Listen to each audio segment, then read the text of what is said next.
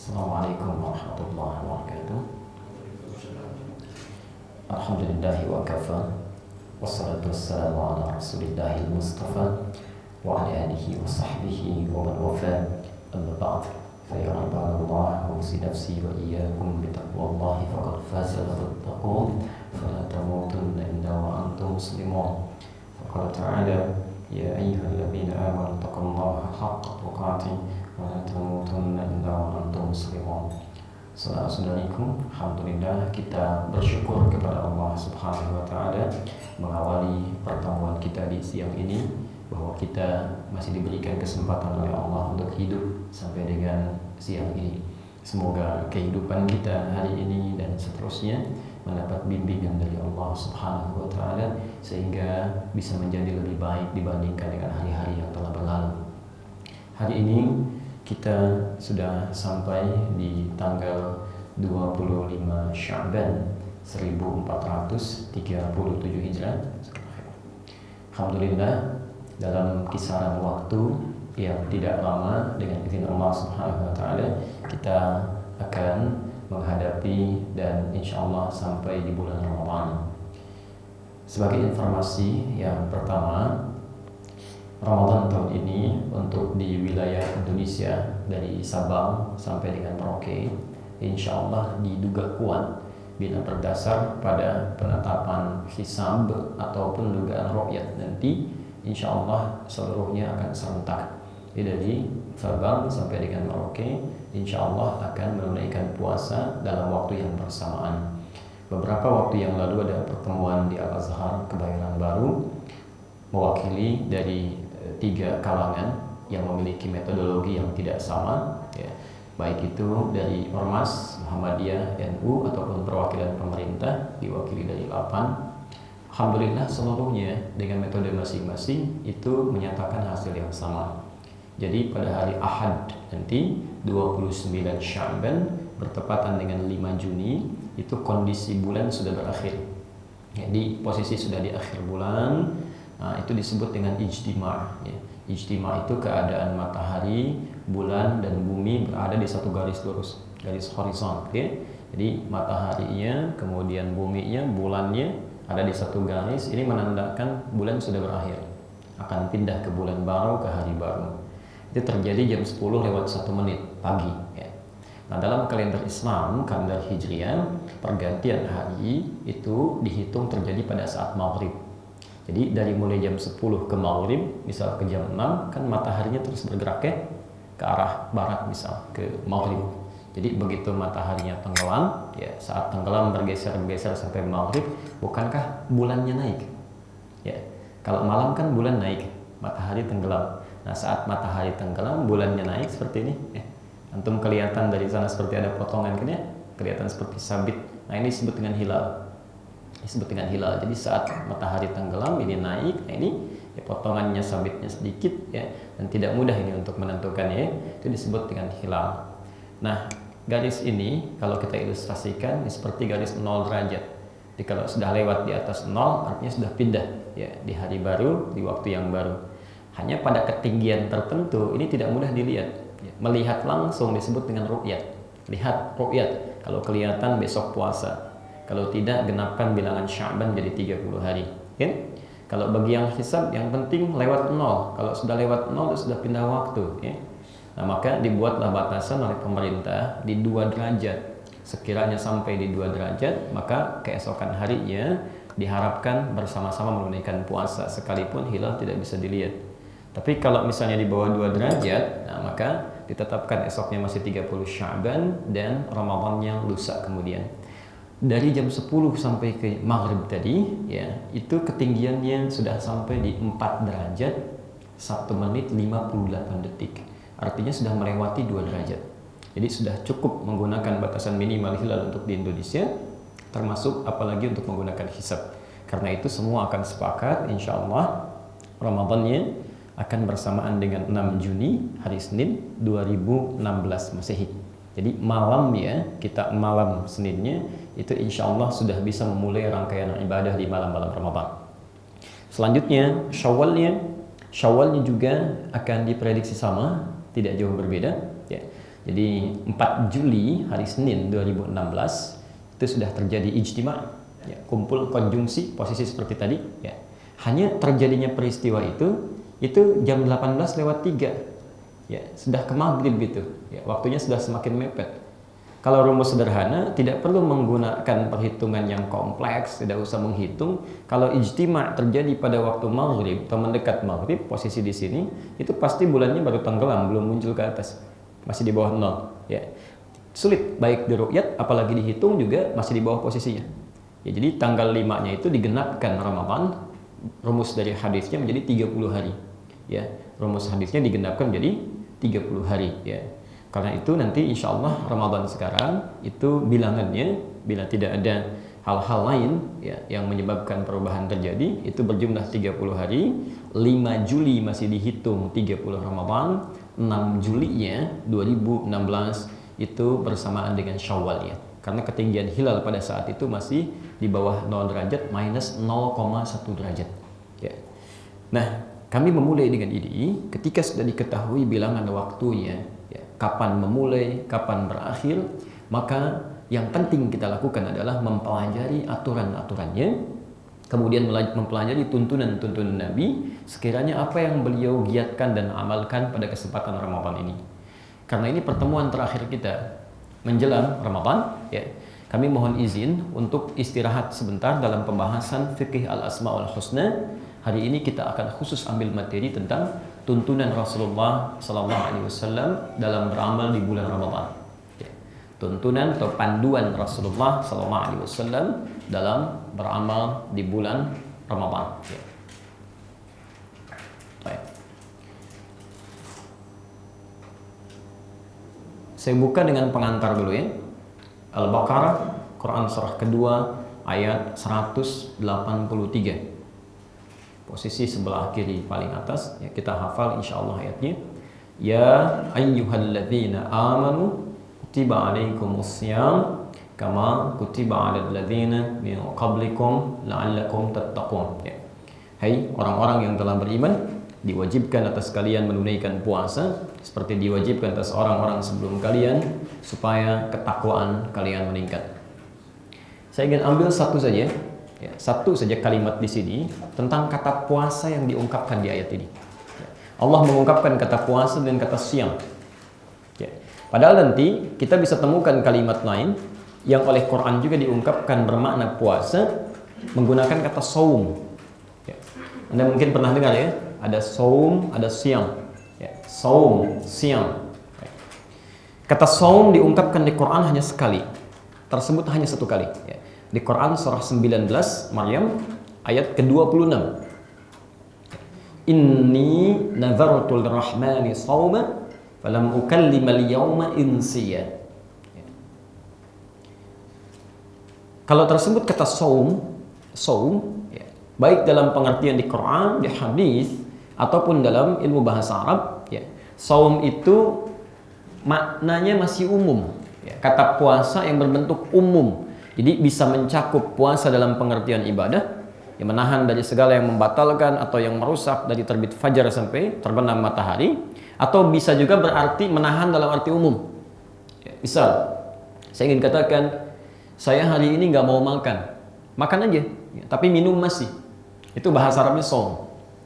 Saya hari ini nggak mau minum, makan masih, itu saum. Saya hari ini makan, minum, tapi saya tidak mau bicara seharian, itu saum. Ya, saum istilahnya, ya. Karena itu ketika Maryam, Sayyidah Maryam melahirkan Nabi Isa alaihi wassalam, ya, Maryam khawatir, bagaimana ini kalau nanti kembali ke daerah saya, ke kampung saya, orang-orang mulai menuduh ini anak siapa? Kamu belum menikah sudah punya anak, gitu kan? Maka beliau bermohon kepada Allah untuk diberi petunjuk, lalu keluarlah kemudian perintah, ya, Allah sampaikan yang direkam oleh Quran. Faquli, katakan nanti pada mereka, ya, inni nazartu lirrahmani sauma, saya bernazar kepada Allah untuk saum, ya. Saumnya bukan menahan makan minum, karena beliau masih makan, ya. Saumnya falam ukallimal yauma insiya, saya tidak akan bicara, ya.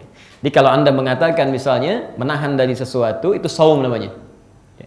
Tapi kalau Anda misalnya ingin mengungkapkan puasa dalam pengertian yang khusus, memiliki aturan-aturannya, ada ketentuannya, dibawa dalam konteks ibadah, maka kalimatnya spesifik menggunakan kata siang, siang. Tersebut di dalam Quran sebanyak 9 kali. Terulang 9 kali di dalam Al-Quran. Apa yang ingin kita sampaikan? Ya, yang ingin kami tegaskan, ketika ayat puasa Ramadan kemudian diungkapkan dan disampaikan oleh Allah Subhanahu wa taala menggunakan kata siyam, ya ayyuhalladzina amanu kutiba alaikumus siyam. Ini detailnya bahasa Quran. Ya. Ini menunjukkan pesan bahwa puasa nanti yang akan kita kerjakan saat Ramadan itu tidak bebas. Gak ada yang seenaknya, kan? Jadi tidak sembarangan. Oh, saya pengen yang ini tapi tidak mau yang ini. Saya puasa dari yang ini tapi tidak yang lainnya. Memang nggak makan, nggak minum, tapi gosip masih, kan? Insya Allah mencela orang masih, macam-macam masih dilakukan. Berpandang, memandang yang jelek masih dikerjakan. Nah, itu bukan saum, bukan siam namanya. Ya. Disebutkan kata siam dalam ayat ini seakan-akan puasa nanti akan kita kerjakan, memiliki aturannya, ada ketentuannya. Pelajari dulu, itu yang akan melahirkan pahala-pahala besar saat kita tunaikan sesuai dengan ketentuannya. Nah, di antara ketentuan ini adalah amalan-amalan yang dituntun oleh Nabi Sallallahu Alaihi Wasallam saat kita berada di bulan Ramadan. Ya, di rumusnya supaya nggak capek, kita keluarkan saja. Nabi mengerjakan apa di bulan Ramadan, kemudian kita turunkan, siapkan dari sekarang, dan amalkan saat kita sampai di bulan Ramadan nanti. Semoga Allah memberikan kemudahan dalam materi yang akan kita bahas. Jadi coba kita akan turunkan amalan-amalan Rasulullah di bulan Ramadan. Ikhwas sekalian, di bulan Ramadan dari sisi waktu umumnya terdapat 3 amalan. Ya, 3 amalan yang nanti dikerjakan dan digiatkan oleh Rasulullah Sallallahu Alaihi Wasallam. Ini 3 saja. Ya. Ini tidak banyak-banyak, 3 waktu utama. Baik, 1, ada amalan yang berlangsung di malam hari, ibadah malam. Ya. Izin kami tuliskan dulu ya supaya kelihatan. Bismillah. Jadi ada ibadah yang dikerjakan oleh Rasulullah SAW di malam-malam Ramadan. 1, ibadah malam. Ya. Dalam bahasa Arab malam disebut dengan al-lail. Ya. Penting saya tuliskan kalimat ini. Lail itu artinya malam, ya. Untuk baca Lailatul Qadar, ya, inna anzalnahu fi Lailatul Qadar. Jadi malam al-Qadar. Jadi kalau sudah pakai lail, gak usah pakai malam lagi deh. Malam Lailatul Qadar itu kebanyakan, ya. Udah cukup buang malamnya Lailatul Qadar, ya. Sama dengan kita janjian yung di mana di Supomo, kapan? Setelah ba'da asar misalnya, ya. Nah, kalau sudah pakai ba'da gak usah pakai setelah, ya. Ba'da itu artinya setelah.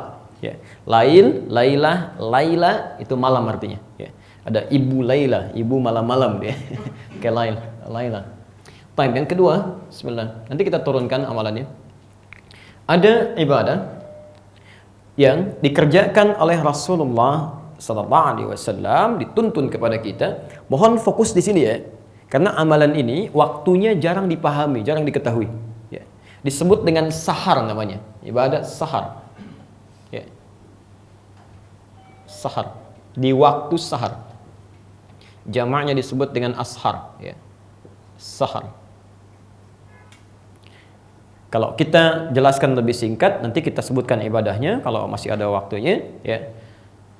Sahar itu waktu singkat menjelang fajar, ya, di kisaran 20 sampai 30 menit sebelum fajar, sebelum subuh. Ya. Di waktunya disebut dengan sahar, waktu singkat menjelang fajar. Jadi begitu lailnya akan habis, malamnya akan selesai, sebelum sampai ke fajar itu akan melewati waktu ini dulu. Ya. Nanti ada ibadah sunnah yang ditekankan, bahkan nanti Quran ya menyebutkan salah satu amalannya. Baik. Kemudian ketiga, ada ibadah yang dilakukan di waktu siang, ibadatun nahar, ya, yang dikerjakan pada waktu siang. Baik.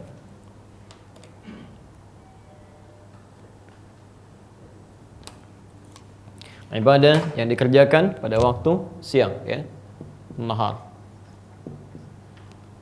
Waktunya ya, terbentang dari mulai fajar, ya, subuh sampai dengan maghrib.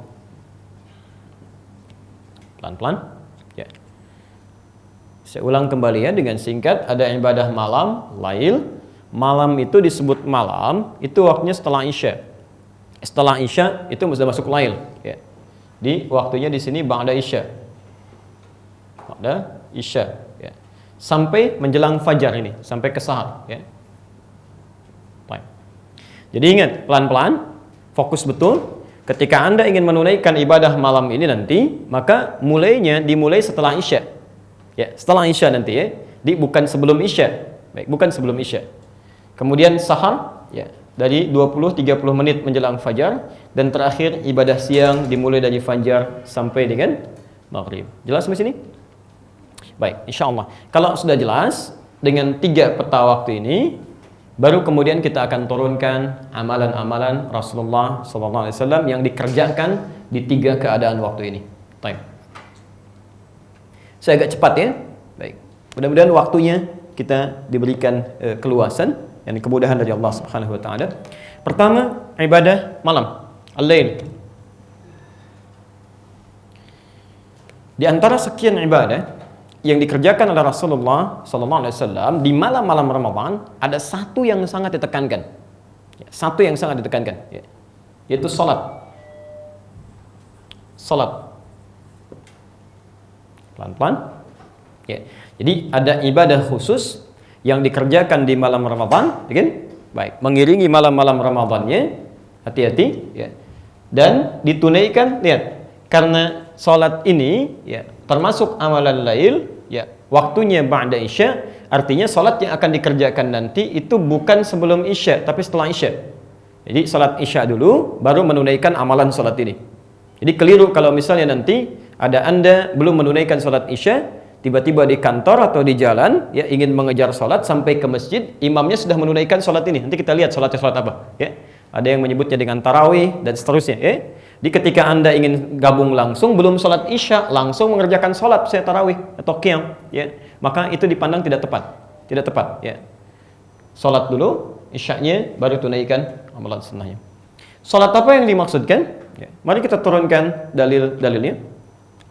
Nabi Sallallahu Alaihi Wasallam menyebut salat yang ditunaikan di malam-malam Ramadan ini dengan nama qiyam.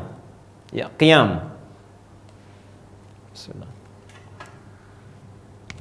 Qiyam. Man qama Ramadhana imanan wa ihtisaban, ghufira lahu ma taqaddama min dhanbi. Anda temukan di Al-Bukhari. Ingat ya, selalu menggunakan al ya. Ada sementara mengatakan Bukhari, Imam Bukhari. Itu kalau dalam tinjauan ilmu hadis, ya, itu kurang tepat. Ya, kurang tepat. Jadi kalau kita di kalangan ilmu hadis menyebutkan Bukhari tanpa al, itu belum sempurna dari sisi hadisnya ya, dari ilmu hadisnya. Karena ini bukan nama asli. Ya, bukan nama asli.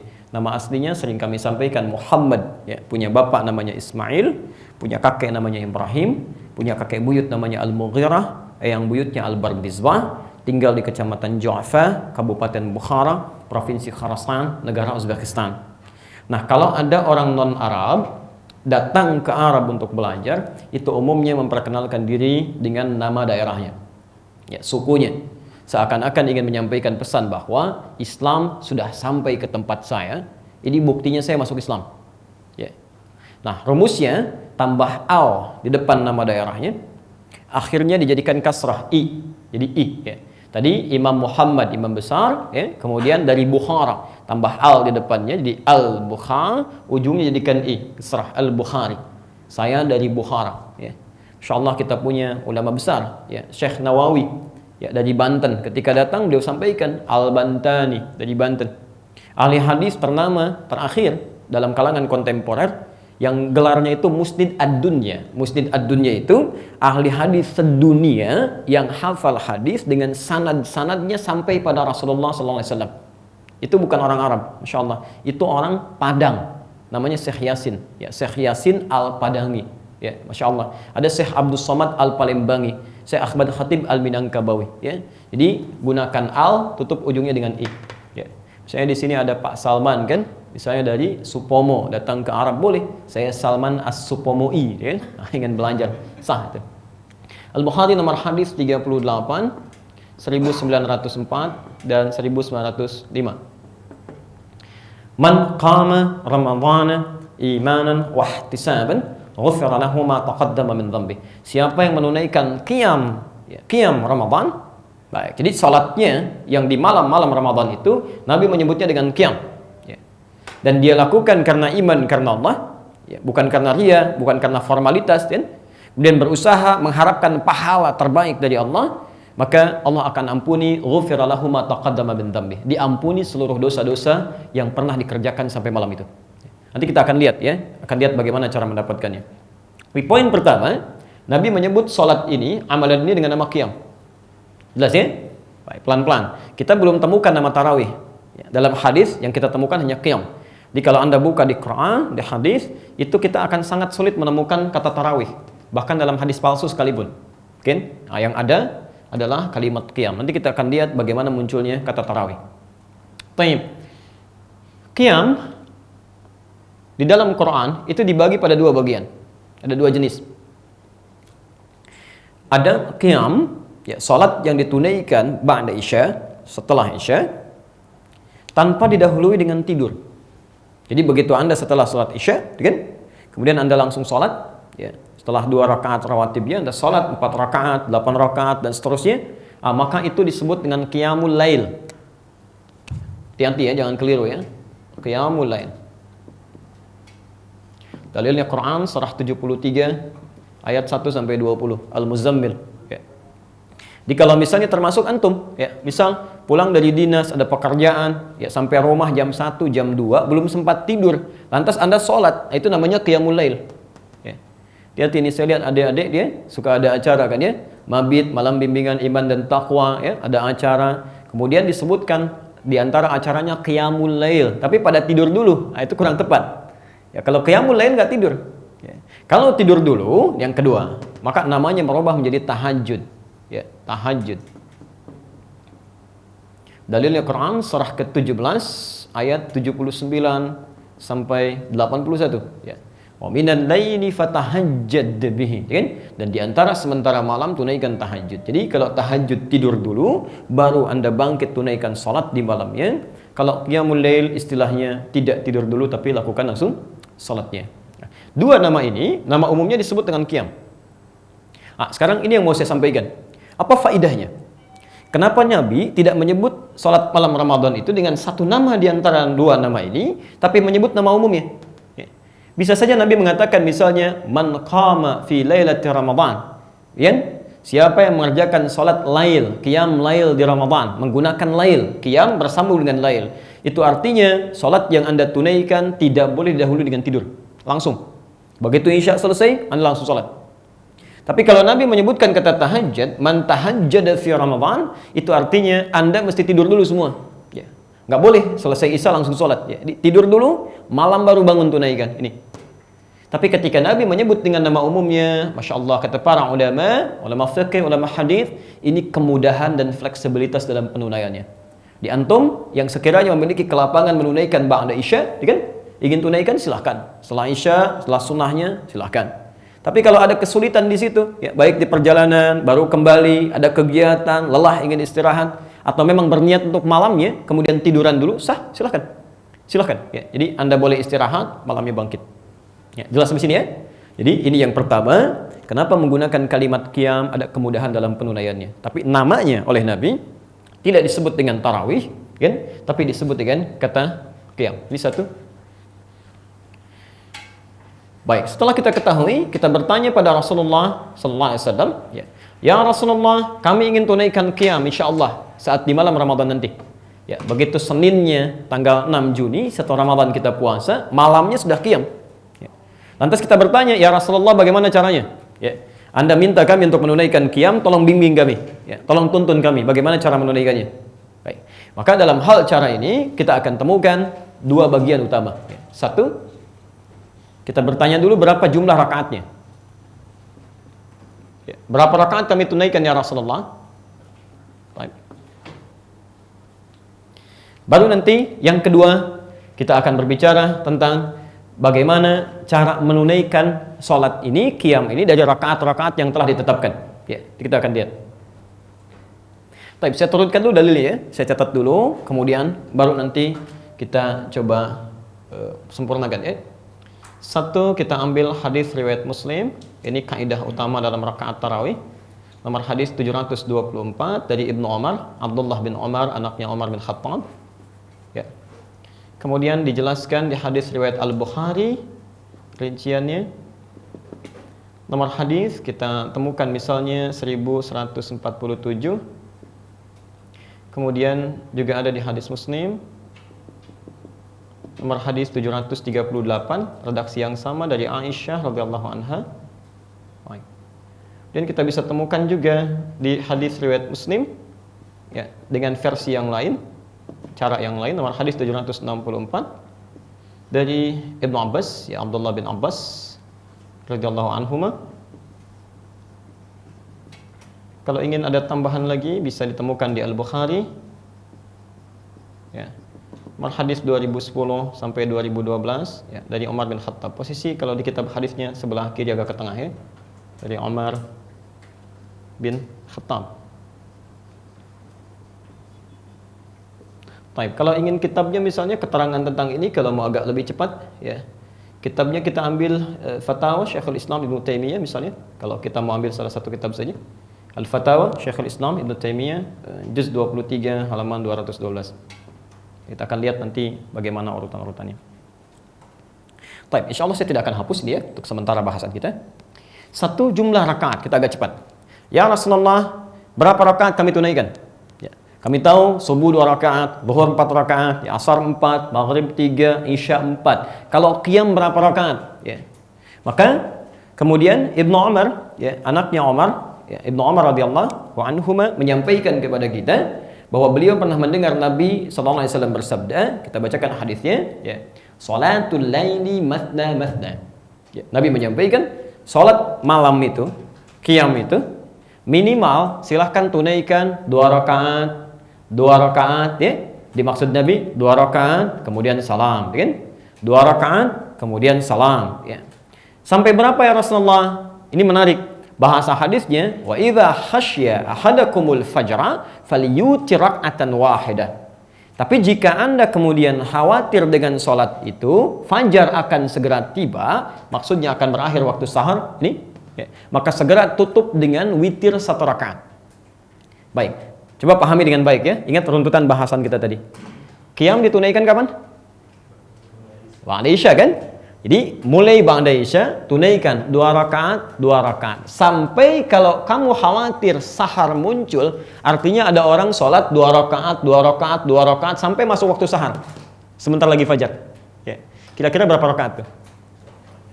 Kan? Baik, lihat dalam rumus ilmu hadis, jika ada petunjuk menunjukkan teknis, tapi jumlahnya tidak dibatasi, itu menunjukkan kelapangan dalam penunaiannya. Tidak ada batas. Tidak ada batas. Ini kaidah pertama. Ingat ya. Di salat malam, qiyam itu dalam hadis yang pertama tidak ada batasan khusus. Ya. Makanya Syekhul Islam Ibnu Taimiyah nanti memberikan kesimpulan nanti di akhirnya dalam bahasan beliau. Ya. Adapun bila ada seorang muslim mengkhususkan rakaat tertentu dengan menafikan yang lainnya, faqad akhta'a kata beliau. Maka dia telah keliru. Ya, salah paham di situ. Ya. Di kaidah pertama tidak ada batas, tapi kalau mau berakhir waktu sahar segera tutup witir 1 rakaat sehingga bisa menunaikan sahurnya dan kemudian langsung menuju fajar. Jelas kaidah pertama ya? Baik. Ya Rasulullah, kalau tidak dibatasi, nanti barangkali orang akan sembarangan. Kalau tidak ada contoh yang jelas berapa rakaatnya, ya. Nanti ada orang pengen 2 aja, ada orang pengen 4, ada orang pengen 6 dan seterusnya. Adakah Anda menunjukkan kepada kami contoh yang standar? Berapa yang bisa digunakan? Ya. Maka Sayyidah Aisyah radhiyallahu anha ya, dalam hadis riwayat Al-Bukhari nomor hadis 1147 ya. Redaksi yang sama ditemukan di hadis Muslim nomor hadis 738 dan memberikan informasi. Ya. Mari kita lihat informasi yang disampaikan oleh beliau. Kata Sayyidah Aisyah, ya, "Maka Rasulullah sallallahu alaihi wasallam ya, tidak pernah saya dapati selama bersama saya." Lihat kalimat ya. Di selama bersama Aisyah, kata Aisyah, saya tidak pernah mendapati Rasulullah sallallahu alaihi wasallam menunaikan qiyamnya fi Ramadan wala fi ghairihi, ya, baik itu di Ramadan ataupun di luar Ramadan, ala 11 raka'atan, ya, dari 11 rakaat. Jadi kaidah pertama, tadi kan tidak ada batas ya, silahkan senikmat-nikmatnya Anda tunaikan. Ya, silahkan sampai ketika akan tiba fajar tutup dengan 1 witir. Tapi kalau Anda ingin mendapatkan contoh standar dari Nabi, maka yang pertama kata Aisyah, saya dapati Rasulullah itu selalu kalau bersama saya itu 11. Ya, kalau bersama Aisyah, ingat kalimat ya. Kalau sedang bersama Aisyah, beliau tunaikan 11 rakaat. Ya. Bagaimana caranya? Yusalli arba'an, dia tunaikan 4 rakaat. Thumma yusalli arba'an, dia tunaikan 4 rakaat lagi. Thumma yusalli thalathan, kemudian ditutup dengan witirnya 3 rakaat. Ya. Jadi rumus pertama, adapun kalau Anda ingin menunaikan salat qiyam ini, ya, bisa tunaikan 11 rakaat ya, dengan formasi 4 4, kemudian ditutup dengan 3 witir. Ya, jadi 11 rakaat, ya. Formasinya 4, kemudian salam. 4 rakaat, kemudian salam. Ditutup dengan witir 3 rakaat. Ya, jadi 11 rakaat sampai sini. Jelas ya? Baik, jadi kalau nanti Anda temukan misalnya ada sementara saudara kita atau saudari kita menunaikan salat qiyam ini, dia tunaikan dengan 11 rakaat menggunakan pola yang ini, maka dia sedang menggunakan petunjuk dari hadis yang tadi kita sebutkan. Ya, Al-Bukhari 1147, hadis Muslim nomor hadis 738 dari Sayyidah Aisyah radhiyallahu anha. Lain halnya, ingat betul ya. Kan tadi beliau tunaikan 11 ketika tinggal dengan Aisyah kan, menginap di rumah Aisyah. Ya, sedangkan Rasulullah di malam-malam Ramadannya, hati-hati. Ya, beliau kadang 3 waktu ditunaikan bersama sahabat yang lain di masjid kan?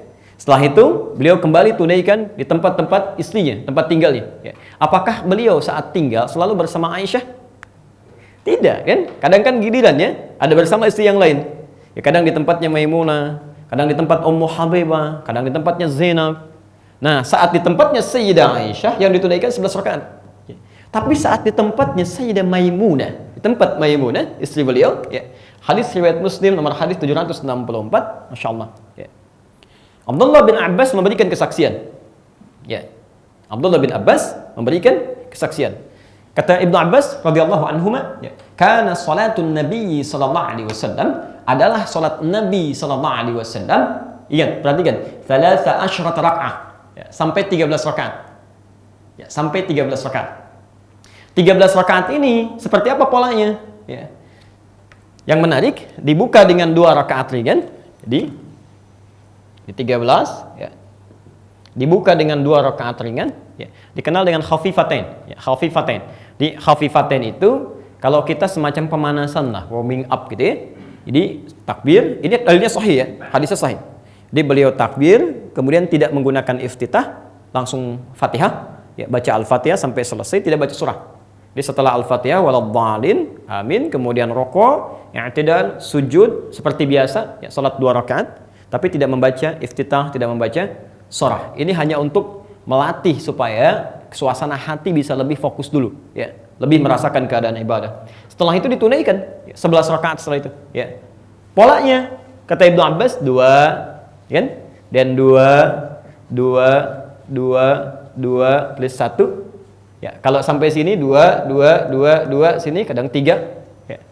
Nah, jadi 11 juga sesungguhnya ya, 11 cuman ditambah dengan khafifatain ini. Jadi kalau Anda ingin menunaikan 11 rakaat menggunakan formasi yang 2 ditutup 1 atau ditutup 3, nah ini dalilnya menggunakan hadis riwayat Muslim nomor hadis 764. Jelas di sini ya? Baik, pelan-pelan. Nah, ini jadi riwayat seperti ini di Abu Daud ada juga nomor hadis 1365, ya. Jadi Ibnu Abbas yang menyampaikan kepada kita saat berada di rumah Sayyidah Maimunah. Di rumah Aisyah 11, di rumah Maimunah 11, cuman beda formasi, ya. Nanti di akhir saya terangkan ya kenapa bisa di rumah istri-istri Nabi rakaat jumlahnya sekian dan kok bisa berbeda antara berdirinya, ya. Apa rahasianya di situ? Nanti kita lihat, ya. Baik, sedangkan kesaksian Umar bin Khattab, ya, dan sahabat-sahabat yang lainnya, di sini nanti ada yang menyepakati, ada Ali, ada Uthman, kan? Termasuk juga Ubay bin Ka'ab, bahwa pernah menunaikan salat sampai dengan 20 rakaat. 20 rakaat, dan yang dipraktekkan kemudian oleh Umar, dipilih oleh Umar bin Khattab di masanya, ya, sampai dengan 20 rakaat dan tidak diingkari oleh sahabat, ya. Witirnya 3. Anda bisa temukan di Al-Bukhari nomor hadis 2010 sampai dengan 2012. Nah, kalau menggunakan 20 rakaat itu formulanya tidak 4 tapi 2. Ya, 2 plus 2 plus 2 demikian seterusnya sampai 10 kali, ya, baru kemudian plus 3. 23. Ya, bahkan ada sahabat nanti yang sampai 36. Ya, biasanya orang-orang Ansor di Madinah 36. Ya, makanya sampai sekarang tuh di Madinah 36 rakaat. Ya, tambah witir 3. Di Mekah 23, ya. Sekarang coba kalau antum umrah ke Ramadan, kemudian ke sana di Mekah 23, ya. Di Madinah 36. tidak ada masalah. Standar nanti keluar dari situ jeda bisa dapat 11 ya. Ini nggak ada masalah gitu ya. Jadi tidak kita memilih di antara rakaat-rakaat yang ada ini mana yang paling mungkin kita tunaikan. Jelas sampai sini? Jadi ada pilihan-pilihan standar bisa menggunakan 11 rakaat. Polanya 4-4-3. Bisa dengan 2-2-2-2 ditutup dengan 1, ya kan? Atau dengan 3. Bisa 20 ditutup dengan 3 atau bahkan lebih dari itu kalau ada kemampuannya, dan ditutup dengan witir dengan bilangan ganjil. Jadi baik yang menggunakan 11 rakaat ataupun 23 rakaat ya, itu seluruhnya dipandang benar sepanjang ada ketentuan dalam dalilnya ya. Yang salah tetap satu ya, yang salah itu yang tidak sholat ya. Jadi, sepanjang ada ketentuan di sini, kata Syekhul Islam Ibnu Taimiyah, itu semuanya boleh menjadi pilihan sesuai dengan dasar kemampuan kita. Itu imam besar semua bicara dan tidak ada yang beda di sini. Jadi kalau Anda baca kitab-kitabnya baik dari Hanafi, Maliki, Syafi'i, Hambali dan turunannya, semua sepakat tentang ini. Ya, semua sepakat. Baik. Kita belum selesai, kita baru bicara rakaat. Ya. Kalau sudah ketahuan rakaatnya, kan kita belum bertanya bagaimana cara menunaikannya. Ya Rasulullah, baik itu yang 11, 20, 36, demikian seterusnya. Kalau kami ingin tunaikan seperti apa caranya? Apakah beda dengan sholat biasa? Ya kan? Atau sama dari sisi bacaannya, dari tumaninahnya dan sebagainya? Baik, kita kembalikan ke hadis riwayat Al-Bukhari, nomor hadis 1147. Ya. Jadi sebagian hadis ya sudah kita bacakan. Didapati juga di hadis Muslim, nomor hadis 738. Baik.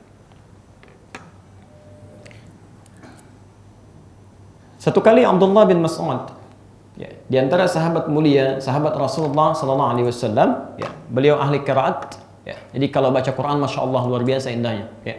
Bertanya pada Sayyidah Aisyah tentang sifat salatnya Nabi, sifat salat malamnya ya. Tadi dijawab oleh Sayyidah Aisyah bahwa selama bersama saya tidak pernah melebihi 11 rakaat. Belum selesai hadisnya. Perhatikan kalimatnya, la tas'al an husnihinna wa tulihinna. Ya, kata beliau, tidak perlu dipertanyakan bagaimana indahnya bacaan Nabi dan panjangnya. Indah.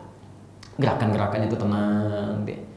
Masya Allah. Terkesan dengan suasana itu, kemudian beliau mencoba mengikuti bermakmum di belakang Nabi. Suatu ketika, Anda harus pahami dulu ya, bahwa Abdullah bin Mas'ud itu di antara sahabat Nabi SAW yang memiliki keindahan bacaan Quran luar biasa.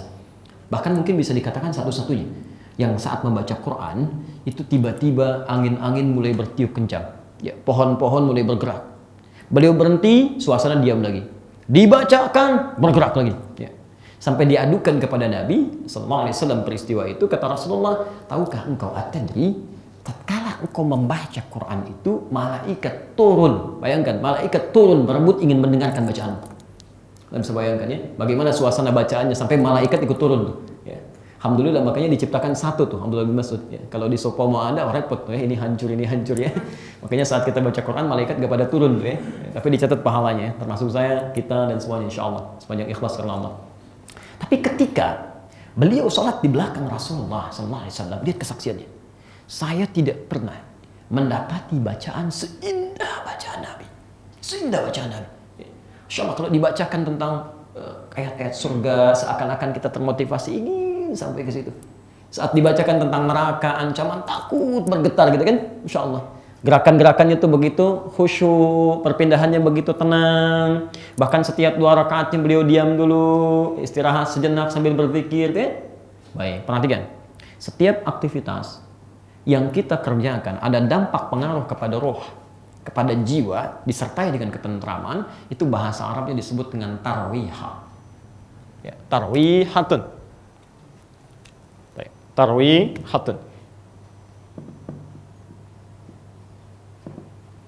Seakar dengan kata raha, seakar dengan kata roh. Ya, roh. Ini turunan katanya, ya, turunan katanya. Kalau cuman istirahat, rehat sejenak itu raha, ya. Kan rehat itu Anda melapangkan dulu kan, memberikan kelapangan supaya jiwanya enak, kan? Pikiran nyaman disebut dengan raha. Kalau agak panjang ditambah jadi istirahat. Ya. Makanya rehat dengan istirahat agak beda. Ya. Kalau istirahat agak panjang. Kalau rehat mungkin 5 menit, 10 menit. Istirahat bisa 30 menit. Tapi dampak dari kata ini turunannya ke roh. Nah, kalau Anda lakukan aktivitas kemudian ada dampak kepada roh, ketenangan, ketentraman, maka bahasa Arabnya disebut dengan tarwihatun. Ya.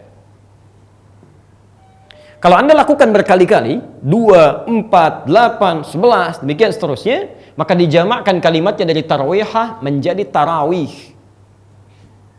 Harus pahami betul ini ya. Karena sementara orang memahami tarwihah dengan duduk saja, duduk istirahat sejenak ya. Itu kurang sempurna maknanya dari sisi bahasa ya. Maka kalau dijamakkan jadi tarawih ya. Di tarawih itu penting dipahami, itu bukan nama salatnya tapi sifat salatnya ya, cara menunaikannya.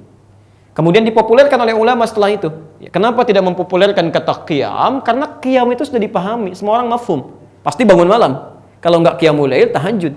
Tapi bagaimana cara menunaikannya? Kata para ulama, ya tarawih. Ya, seakan-akan ingin memberikan pesan, mau yang 11, yang 23, yang 36 dan selebihnya. Kalau Anda ingin tunaikan, bukan cuma banyak atau sedikit bilangannya, tapi yang penting tunaikan seperti sifat salat Nabi, tenang bacaannya. Ya, ada ketentraman dalam jiwa. Ya. Jadi kalau artinya diajak tarawih, yuk kita tarawih. Itu maksudnya cari imam yang baik. Ya, yang saat dibacakan ada pengaruh ke jiwa kita, gerakan-gerakannya khusyuk, tenang, nyaman, itulah tarawih. Ya. Mohon maaf kalau bahasa kami kurang menyenangkan. Misal, bila ada seseorang yang 11 rakaat saja sampai 1 jam, ya, masa 23 rakaat sampai 15 menit? Ada bahkan yang 7 menit itu tahun lalu ya. Allahu Akbar, Allahu Akbar. Kan sulit dipahami itu. Ya. Al-Fatihah 1 nafas ya. Bismillahirrahmanirrahim, amin. Kan? Tiba-tiba demikian. Itu bukan tarawih. Bukan tarawih ya. Jauh dari makna itu ya. Bahkan Nabi pernah mengingatkan, nanti rubba qa'imin laisa lahu min qiyamihi illa sahar. Tidak sedikit orang yang qiyam tidak mendapati apapun dari qiyamnya kecuali capek begadang saja ya. Saya punya keyakinan kuat kalau hadis itu bukan ditujukan pada para sahabat.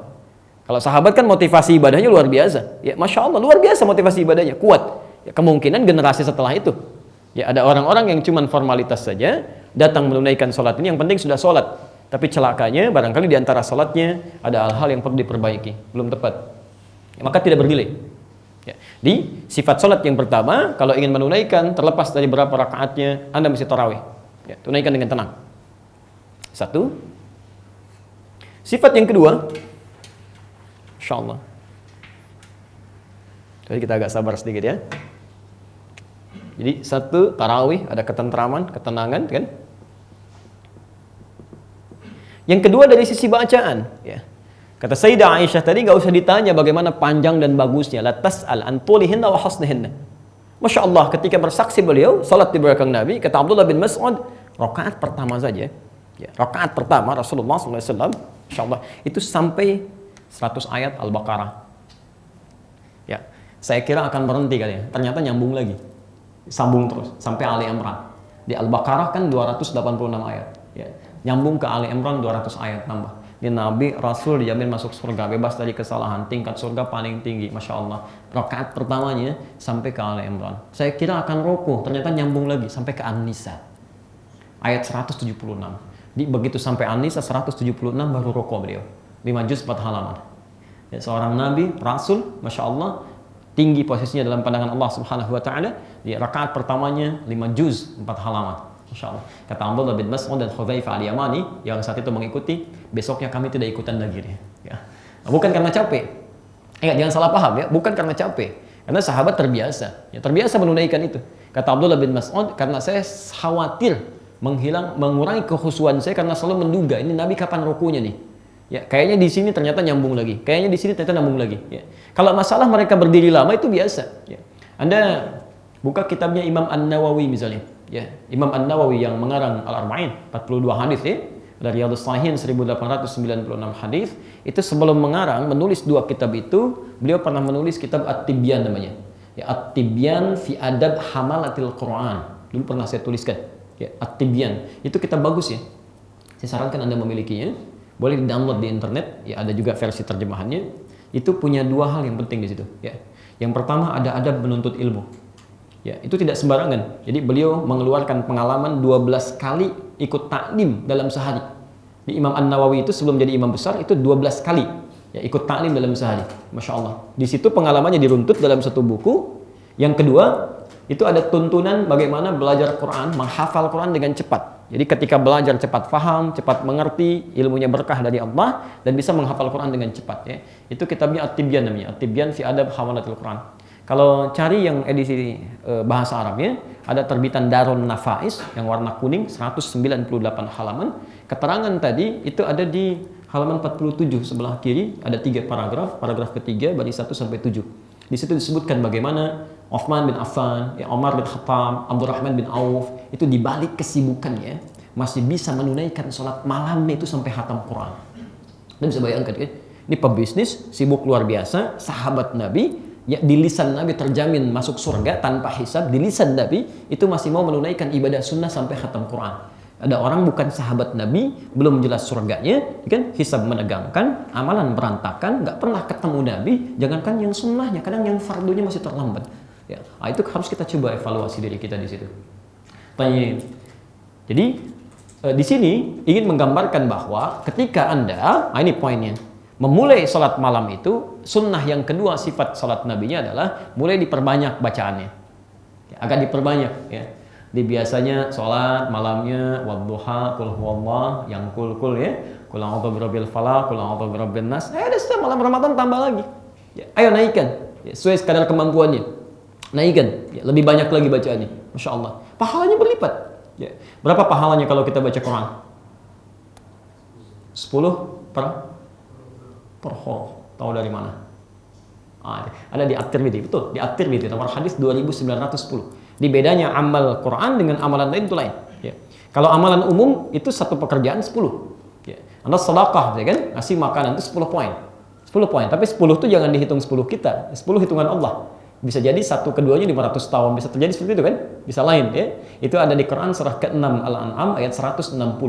Man jaa'a bil hasanati falahu asyru amsalihha ya. Siapa yang mengerjakan satu kebaikan maka poinnya 10 kali lipat dari apa yang dia kerjakan. Kalau infak minimal 700 kali lipat ya. Al-Baqarah ayat 261 itu ya. Mathalul ladzina yunfiquna amwalahum fi sabilillah kamathali habbatin ambatat sab'a sanabil fi kulli sumbulatin mi'atu habbah. Perumpamaan orang infak maka satu nilainya, satu poinnya seperti menumbuhkan satu benih ya, tumbuh 7 tangkai, dari setiap tangkai ada 100 butir kebaikan. Jadi 700 tuh, 1 kali 7 700 ya. Tapi dihitung berdasarkan jumlah. Kalau 1000 infak kali 700 itu minimal ya.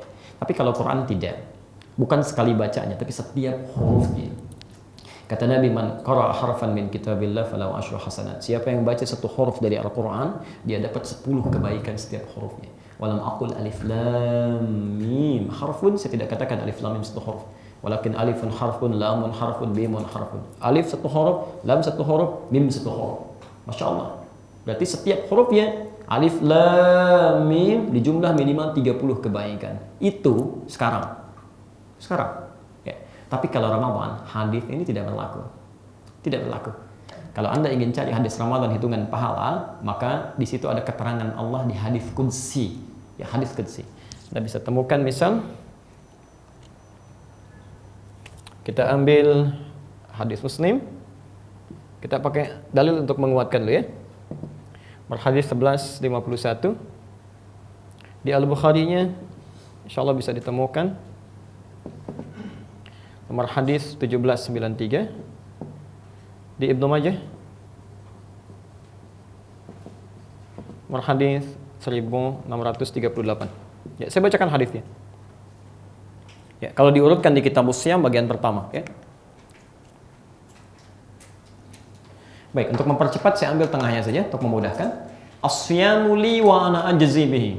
Ya. Nabi menyampaikan, Allah berfirman di hadis qudsi, as-siyamu li, puasa itu hanya ditujukan untukku. Ingat, ini syarat yang pertama. Jadi kalau Anda menunaikan rangkaian puasa dilakukan karena Allah, maka berlaku hukum ini. Tapi kalau tidak dilakukan karena Allah, ya tidak berlaku hukum ini. Ya. Wa ana ajzi bihi, dan saya akan memberikan pahalanya langsung. Ini ukurannya Allah yang kasih, terserah Allah. Bisa beda-beda tuh, ya.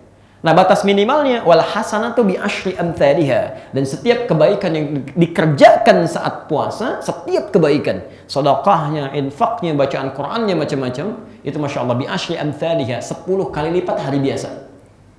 Jadi kalau Anda sekarang baca Quran, alif lam mim 30, Ramadan kali 10 lagi. Masya Allah 300, setiap hurufnya 100. Ya. Makanya para ulama memperbanyak, perbanyak. Rumusnya Masya Allah, begitu muncul qiyam, tunaikan, tambah lagi, kapan lagi gitu ya? Kapan lagi? Dan berita baiknya, bacaan imam itu mewakili bacaan makmum. Jadi kalaupun imam baca bertambah, makmum dapat pahala yang sama. Sama, ya. Innama ju'ilal imamu liyutamma bihi, fa qira'atul imam qira'atul makmum. Ya, imam itu dijadikan untuk diikuti, maka bacaan imam mewakili bacaan makmumnya. Jadi begitu imamnya bacakan bacaan yang baik, gitu kan, panjang sesuai dengan kadar kemampuan makmumnya, maka Masya Allah di situ makmum mendapatkan pahala yang sama. Anda bayangkan, ya, itu luar biasa. Ya. Makanya nanti cari imam yang baik, ya, yang bagus, karena konsekuensinya begitu imamnya keliru, tidak baik, itu berdampak pada makmum. Berdampak, maka cari yang baik, ya, yang baik dalam bacaan, dalam gerakan dan seterusnya. Nah, jadi sunnah yang kedua diperpanjang, ya. Bahkan nanti kalau kita masuk ke amalan yang keduanya, ya bacaan Quran. Itu ada petunjuk dari Nabi SAW untuk menghidupkan Quran saat Ramadan. Ya, jadi Anda begitu dapat celah ya, sedikit, ya, apa aja daripada kerjakan yang tidak bermanfaat, ayo baca Quran. Hadirkan mushaf samping Anda, kan, baca dengan qiraat. Nanti saya ajarkan di akhir, ada petunjuknya. Ya. Imam Syafi'i itu kalau sudah tiba Ramadan, itu 60 kali khatam. 60 kali khatam Quran, baca. Jadi kalau ada kesempatan baca, alhamdulillah, ya niatkan karena Allah. Satu huruf kan lumayan, ya 100 kebaikan. Antum lagi bekerja, lagi kosong baca Quran kan? Ya, bismillahirrahmanirrahim. Misal nun, kan? Baru baca nun dipanggil. Ahmad naik sini. Taib, labbaik, naik ya, kita tutup tuh. Lumayan 100 kan? Nun, satu huruf ya. Ibu di bawah lagi baca Yasin, kan? Dipanggil mama, ya anak 200 tuh. Ya dengan sin, ya 2 huruf ya. Tapi nggak usah menghitung ya, kita hilangkan aja. Lakukan karena Allah. Kita tidak menghitung maka mendapatkan jauh dari hitungan. Baik, sifat ketiga, bacaan panjang ini pun, ya, bacaan panjang dan banyaknya bacaan itu harus melihat kadar kekuatan makmumnya. Ya, jadi harus dilihat makmumnya siapa. Ya, makanya nanti kita lihat ketika di rumah Aisyah kan 443 ya, 11. Selalu tuh di rumahnya beliau 11. Tapi ketika bersama yang lainnya bisa 20, bisa lebih. Bahkan dengan Ibnu Abbas bisa 13 gitu kan. Jadi melihat bagaimana keadaan makmumnya. Makanya nanti sunnahnya saat mulai imam akan menunaikan sholat, dia berbalik kepada makmum kan. Ini yang sering terjadi. Seakan-akan cuma formalitas saja. Ya, Abu Dawud nomor hadis 666. Aqimus sufuf wa hafu bainal manakib, kan? Wala tadharu furjatin syaitan, kan? Silakan rapatkan, luruskan safnya, ya, sejajarkan bahu-bahunya, kan? Tapi berhenti sampai di situ. Balik sholat. Itu kurang tepat, ya. Sebetulnya sunnahnya sambil menyatakan demikian, mengatur saf itu melihat siapa yang sholat. Melihat, ya. Pernah satu kali ada sahabat memimpin sholat. Anda bayangkan sholat maghrib dibacakan Al-Baqarah, maghrib Al-Baqarah gitu kan, sampai selesai. Maka diadukan pada Rasulullah peristiwa itu. Ada yang keberatan, dipanggil orangnya, kata Nabi, ya kamu jangan memberatkan pada orang-orang, pada khalayak, ya. La tut'ibun nas, jangan repotkan orang. Barangkali lihat kalimatnya, ada orang transit, ada orang yang tidak kuat berdiri lama. Jadi antum kalau jadi imam pun saat tarawih, kan, saat menunaikan qiyam, lihat ke belakang, lihat posisinya. Seperti apa makmumnya? Keadaannya bagaimana? Ya, sehingga sekiranya bisa diikuti dan bisa nyaman dalam keadaan itu. Ya. Jangan Anda misalnya kita ikutilah insya Allah. Seperti Nabi, wah rakaat pertama memang 11, ya 1 rakaat 5 juz 4 halaman. Ya begitu salam paling makmumnya udah nggak ada deh. Berapa orang aja yang kuat. Itu kita sesuaikan. Saya pernah pimpin sholat di satu daerah, tidak perlu saya sebutkan ya, di Indonesia. Jadi kemudian sholat kusuf namanya, ya, sholat gerhana. Sholat gerhana kan 2 kali rukuk, 2 kali sujud ya. Di 4 kali baca surahnya. Di rukuk pertama, setelah baca surat, bangun lagi, ya kan? Fatihah, baca surat lagi, jadi 4 kali. Itu saya sampaikan dulu, kita ada suasana sholat gerhana, insya Allah ada pahala yang bisa kita dapatkan, jarang-jarang. Mau seperti Nabi persis atau mirip-mirip aja. Ya, hampir semua mengatakan Ustaz seperti Nabi. Jadi mereka komunitas senang dengan sunnah Nabi. Kami ingin seperti Nabi, yang terbaik. Baik, saya bilang insya Allah kita coba lakukan. Tapi saya mohon izin ingin sampaikan info dulu sebelum kita mulai. Kalau ingin persis seperti Nabi, maka surat yang pertama yang akan kami baca itu Al-Baqarah sampai selesai. Yang kedua Ali Imran sampai selesai. Yang ketiga An-Nisa sampai selesai. Baru yang keempat Sabbih isma rabbikal a'la. Itu saya nggak minta lagi, rata-rata sudah angkat tangan. Ustaz, mirip-mirip Nabi aja gitu. Jadi jangan pas nih. Maka sesuaikan ya, kadar kemampuan itu penting tuh dilihat. Jelas ya? Maka tolong antum catat tuh. Diagendakan dari sekarang. Jadi kalau mau tarawih, ya malam pertama di mana kan sudah tahu sekarang. Ramadannya 30 malam. Kenapa Anda nggak buat sekarang, dari sekarang? Ya? Nah, daftar kegiatan Ramadan, tarawih pertama di mana, kedua di mana, imamnya si fulan, ya bagaimana istighfarnya, macam-macamnya, ya dan seterusnya. Sifat keempat, kita ambil hadisnya tadi. Ya. Al-Bukhari Kitab As-Siyam nomor hadis 38, ada juga di nomor hadis 1904 sampai 1905. Lihat hadisnya. Ini yang paling penting. Man qama Ramadhana imanan wa ihtisaban, ghufira lahu ma taqaddama min dhanbi. Lihat rubus tabinya. Ini sifat yang paling penting di antara semua sifat yang telah kita sampaikan. Siapapun yang menunaikan qiyam Ramadan, dilakukan satu karena iman, yakin karena Allah. Di kalimat pertama ingin memberikan ukuran kepada kita, tunaikan ikhlas karena Allah, jangan karena yang lain. Ya, maaf, para ulama hadis mengomentari petunjuk ini memberikan kesan bahwa ada orang-orang yang saat qiyam suasana keikhlasannya masih kurang.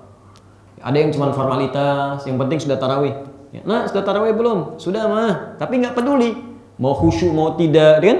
Mau cepat mau lambat, ada yang begitu. Bahkan Nabi tadi kita sampaikan kan, sampai menyebutkan, maaf, rubba qa'imin laisa lahu min qiyamihi illa as-sahar. Tidak sedikit orang qiyam enggak dapat apa-apa, cuman capek saja. Capek begadang kata Nabi, cuman berdiri kan. Nah, ini jadi masalah di sini. Ya karena itu, satu, pelihara keimanan kita karena Allah, lakukan dengan ikhlas, ya. Bahkan berita baiknya ini, saya sedikit lompat sebentar ya. Ini ada anugerah yang hanya Allah berikan setahun sekali. Antum mesti pertahankan itu ya, mesti pertahankan. Yaitu anugerah kekuatan iman. Itu cuma diberikan oleh Allah setahun sekali dan hanya berlaku di awal Ramadan. Saya berikan sebentar saja analisis tafsir ya. Nanti kalau antum ingin baca lebih jauh, insya Allah buku kami akan dicetak tentang Ramadan dalam kisaran beberapa hari ini. Nanti bisa dapatkan di situ, ada bisa dianalisis ya, bisa baca lebih jauh. Ya. Bismillah. Lihat sini. Saya tuliskan. Suaranya kurang besar. Oh, kurang besar atau kurang kencang? Baik. Insyaallah. Baik, bismillahirrahmanirrahim. Lihat sini. Saya tuliskan sedikit ya. Ya ayyuhalladzina kan? Amanu. Bismillah.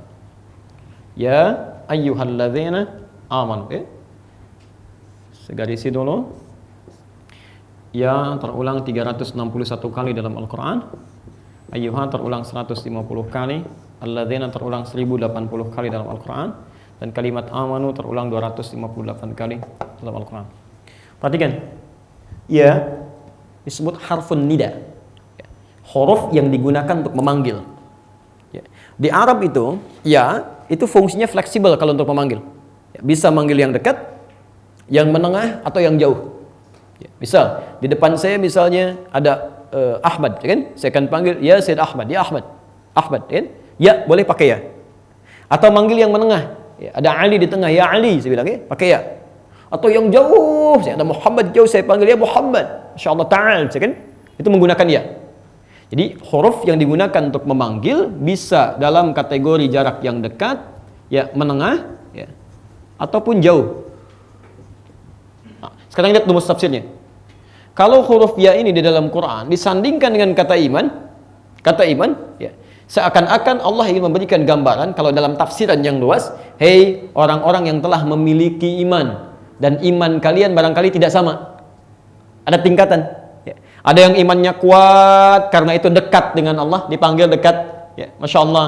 Ya, saya beri contoh misalnya, sebelum dipanggil sholat, dia sudah siap-siap. Subuh misalnya jam 4:35, setengah 4 sudah datang, saking kuatnya imannya, dekat dengan Allah dia. Ada yang menengah, iman standar, dipanggil jam 4:35, baru siap-siap jam 4:35, gitu kan? Ada yang jauh, mungkin karena sering maksiat dan sebagainya, sudah qomat pun masih belum sadar juga, gitu kan? Jauh.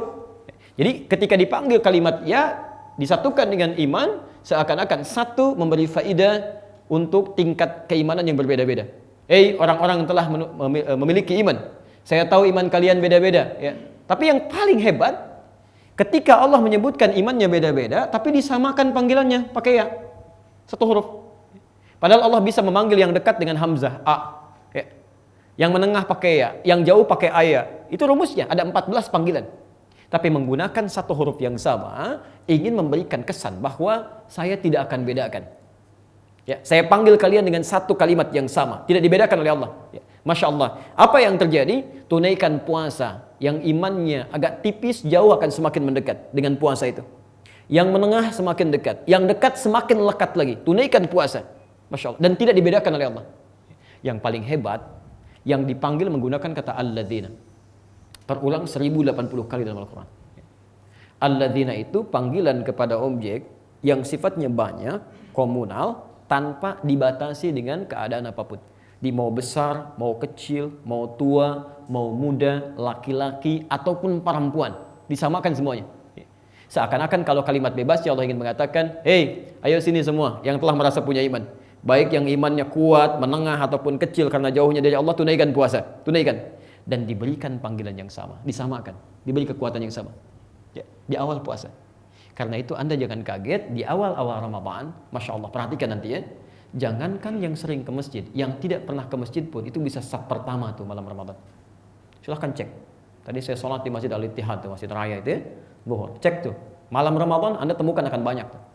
Jangankan yang biasa baca Quran, yang nggak pernah baca pun bisa pegang mushaf. Ya karena diberikan panggilan yang sama. Nih. Dan hebatnya karena menggunakan alladzina mencakup semua kalangan, jangankan orang dewasa, anak kecil pun yang belum balik ikut-ikutan. Silahkan lihat ya, 5 tahun, 6 tahun sudah ke masjid tuh, Masya Allah. Awal Ramadan. Ya cuman sayang, Allah sudah berikan kekuatan imannya, tapi kadang ada orang-orang tertentu yang meninggalkannya. Atau minimal menurunkannya. Ya. Begitu di awal dikasih, di pertengahan, boleh ditinggalkan. Ya. Gak ada bahasa katanya suka ada kemajuan ya. Ya, maju gitu ya, safnya maju, pertengahan maju sampai habis tuh ya. Ini berkurang. Karena itu minta kepada Allah supaya dijaga keimanan kita. Jangan turun, lakukan karena Allah, pertahankan. Ya. Wahtisaban, ini yang penting. Wahtisaban, dan dia lakukan sambil berharap pahala, berevaluasi diri. Nah, ini bagian terakhir dari rumus salat tarawih. Sifat salat nabinya adalah dalam setiap gerakan-gerakannya itu lakukan sambil dengan berevaluasi. Muhasabah, introspeksi diri, berharap pahala. Misal saat sujud ya, dalam sujud antum mohon ampunan pada Allah Subhanahu wa taala, pahami bacaan salatnya. Subhanakallahumma bihamdika Allahumma ighfirli, ya Allah mohon ampuni dosaku. Kalau ingin baik bacaan itu sambil diingat dosa-dosa apa yang telah dilakukan. Itu caranya. Di begitu sujud kan antum baca kan? Subhanakallahumma bihamdika Allahumma ighfirli. Kan? Ya Allah maha suci engkau dengan segala pujian untukmu, tolong mohon ampuni aku ya Allah. Istighfar terbaik itu bukan cuma di lisan, tapi sambil mengingat dosa apa yang pernah kita lakukan sehingga minta kepada Allah untuk diampuni. Jadi diingat. Misal paling gampang begini ya, ingat mata dulu lah, dari kepala sampai kaki. Mata pernah punya salah apa sampai dengan malam itu. Gak usah sampai nunggu lama ya. Antum dari tadi dibuka matanya saat tidur sampai dengan menjelang sore ini, berapa kesalahan yang sudah dilakukan oleh mata? Ya, salah lihat di handphone, salah lihat di TV, salah lihat di jalan, macam-macam. Berapa kali salahnya tuh? Coba cek ya. Kan kaidah mata sederhana kan? Kita pernah bahas kan dalam pertemuan yang lalu. Apa fungsi mata? Fungsi mata apa? Tuh, kan sudah keliru kan? Fungsi mata bukan sekedar melihat. Kalau cuma melihat, hewan pun melihat. Ya, fungsi mata bagi orang beriman itu melihat yang baik-baik. Yang baik-baik. Quran surah ke-24 An-Nur ayat 30 untuk laki-laki, 31 untuk perempuan. Kita ingatkan kembali. Wa qul lil mu'minina yaghuddu min absarihim. Katakan Muhammad pada pria-pria yang merasa punya iman. Lihat yang baik-baik, kalau tak mampu melihat yang baik palingkan. Ini rumusnya yang baik. Nah, itu hari kiamat mata kita akan ditanya. Termasuk telinga, termasuk suara hati, fuad. Quran surah 17 ayat 36. Wala taqfu ma laysa laka bihi ilmun. Ya, jangan ikuti berbagai hal yang tidak punya dasar ilmunya. Innas sam'a, sungguh pendengaran itu, ya, wal basara, dan pandangan itu penglihatan, wal fuada, dan suara hati, kullu ulaika kana anhu mas'ula, itu akan ditanya. Ya. Misal pendengaran, antum dengar adzan ya, Allahu akbar, tapi nggak mau respon, itu telinga akan ditanya oleh Allah akhirat nanti. Hei kamu pendengaran, bukankah sudah diperdengarkan kepadamu suara adzan? Kenapa tidak direspon? Kata telinga, ya Allah saya dengar ya Rabb. Tapi orang yang memiliki ini tidak mau merespon. Mata ditanya, bukankah setelah engkau dengar saya perlihatkan orang-orang ke masjid? Kenapa tidak berangkat juga? Kata mata, saya lihat ya Allah, cuman orang ini tidak merespon. Ya, hati, apa kamu tidak memberikan? Ya, suara hati, fuad namanya. Ya, antum kan kalau sedang dengar adzan kan suka ada getaran di hati ya? cepat, sudah adzan, siap-siap, siap-siap. Itu fuad namanya. Fuad. Itu akan ditanya, apa kamu tidak mengingatkan? Saya sudah ya Allah, cuman orang ini tidak mengikuti. Nanti sambil sujud, coba diingat salah apa mata saya ini. Lisan salah apa, tangan salah apa, terus sampai tangisi, Masya Allah. Begitu benar seperti itu, ya saat salam, Assalamualaikum, sunnahnya, Allahumma innaka afuwwun tuhibbul afwa fa'fu anni. Ya Allah, Engkau yang Maha Pemaaf. Ingat lagi dosa yang tadi itu. Tuhibbul afwa, Engkau mencintai orang-orang minta maaf ya Allah. Mohon ampuni dosa hamba, maafkan ya Allah. Jikalau diwafatkan hari ini, terima ya Allah, mohon. Masya Allah, itu luar biasa. Nikmat gitu. Antum pernah dengar Uthayrim? Uthayrim di antara sahabat Nabi SAW, temannya Sa'ad bin Mu'adz. Ya. Sa'ad bin Mu'adz itu seorang tokoh pemuda, tapi sangat berpengaruh di kampungnya. Jadi kalau beliau mengatakan A, sekampung ikut A. Ya, itu masuk Islam. Setelah masuk Islam, beliau katakan, mohon maaf, siapa yang tidak bersyahadat, saya tidak akan berbicara dengan dia seumur hidup saya. Maka semua rata-rata masuk Islam. Masya Allah. Makanya disayang betul oleh Nabi ini, tokoh pemuda ini. Disayang oleh Nabi sampai meninggalnya di pangkuan Rasulullah SAW. Di saat jihad, terkena luka, bahkan kata Nabi, tolong bangunkan kemahnya, tendanya di samping tempat saya. Dirawat, dilihat oleh Nabi. Sampai meninggal di pangkuan Nabi itu. Masya Allah. Kata beliau, ya Rasulullah, saya riba dengan Islam dan Anda sebagai Rasulullah. Dalam melihat Nabi mungkin meninggal. Masya Allah. Maka Rasulullah SAW, ya langit dan bumi turut bergetar dengan wafatnya Sa'ad bin Mu'adz ini. Cuma beliau punya teman. Ini menarik, namanya Uthayrim. Diajak masuk Islam, gak mau. Ya. Belum, pikir-pikir dulu. Sampai tiba di perang Uhud, baru menyatakan keislamannya. Ya Rasulullah, saya bernikah masuk Islam, bersyahadat. Ya, bukankah dengan bersyahadat terampuni dosa-dosa sebelumnya? Ya, selesai ya. Kecuali nanti kalau ada hubungan piutang dan sebagainya. Tapi dosa umumnya terampuni. Selesai.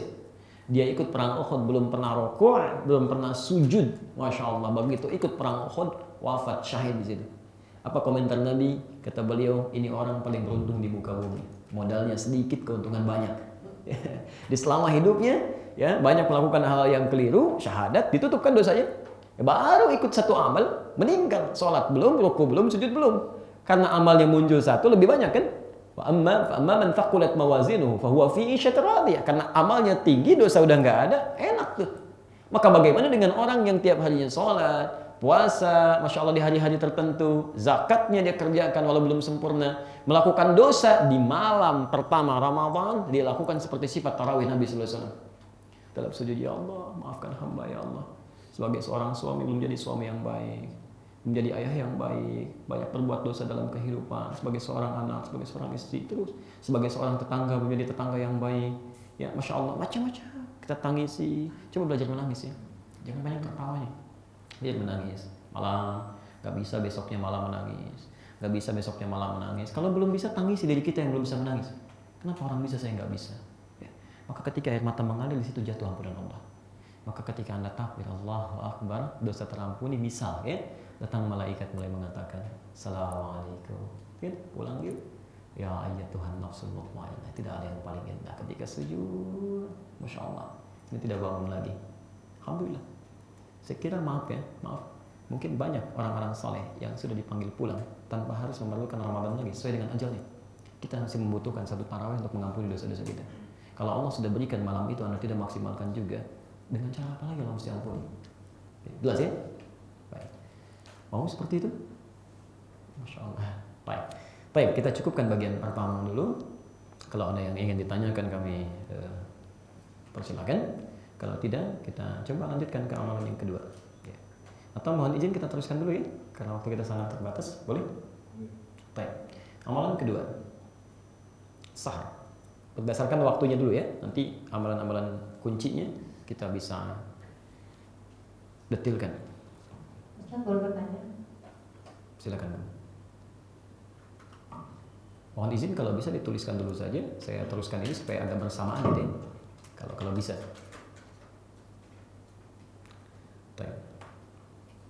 Bismillah, sahar. Quran surah 51 ayat 18. Quran surah 3 Ali Imran ayat 16 sampai 17 ya. Saya dahulukan yang Quran surah Ad-Dzariyat karena itu amalan khususnya, Ali Imran bersanding dengan amalan-amalan lainnya. Sudah? Tolong fokus betul ya, karena amalan ini kalau bisa kita kerjakan, itu Masya Allah, itu nilainya lebih daripada surga. Ini bahasa Quran, lebih daripada surga. Dia dapat surga saya sudah luar biasa. Dia ada amalan yang melebihi daripada keindahan surga. Ya, nanti kita lihat. Baik, pertama sahar. Sahar itu dari sisi waktu menjelang fajar, waktu singkat menjelang fajar, 20 sampai 30 menit. Baik, pelan-pelan. Setiap amalan yang dikerjakan di waktu sahar, itu amalannya disebut dengan sahur. Saya ulang ya. Tolong fokus betul ya. Bismillah.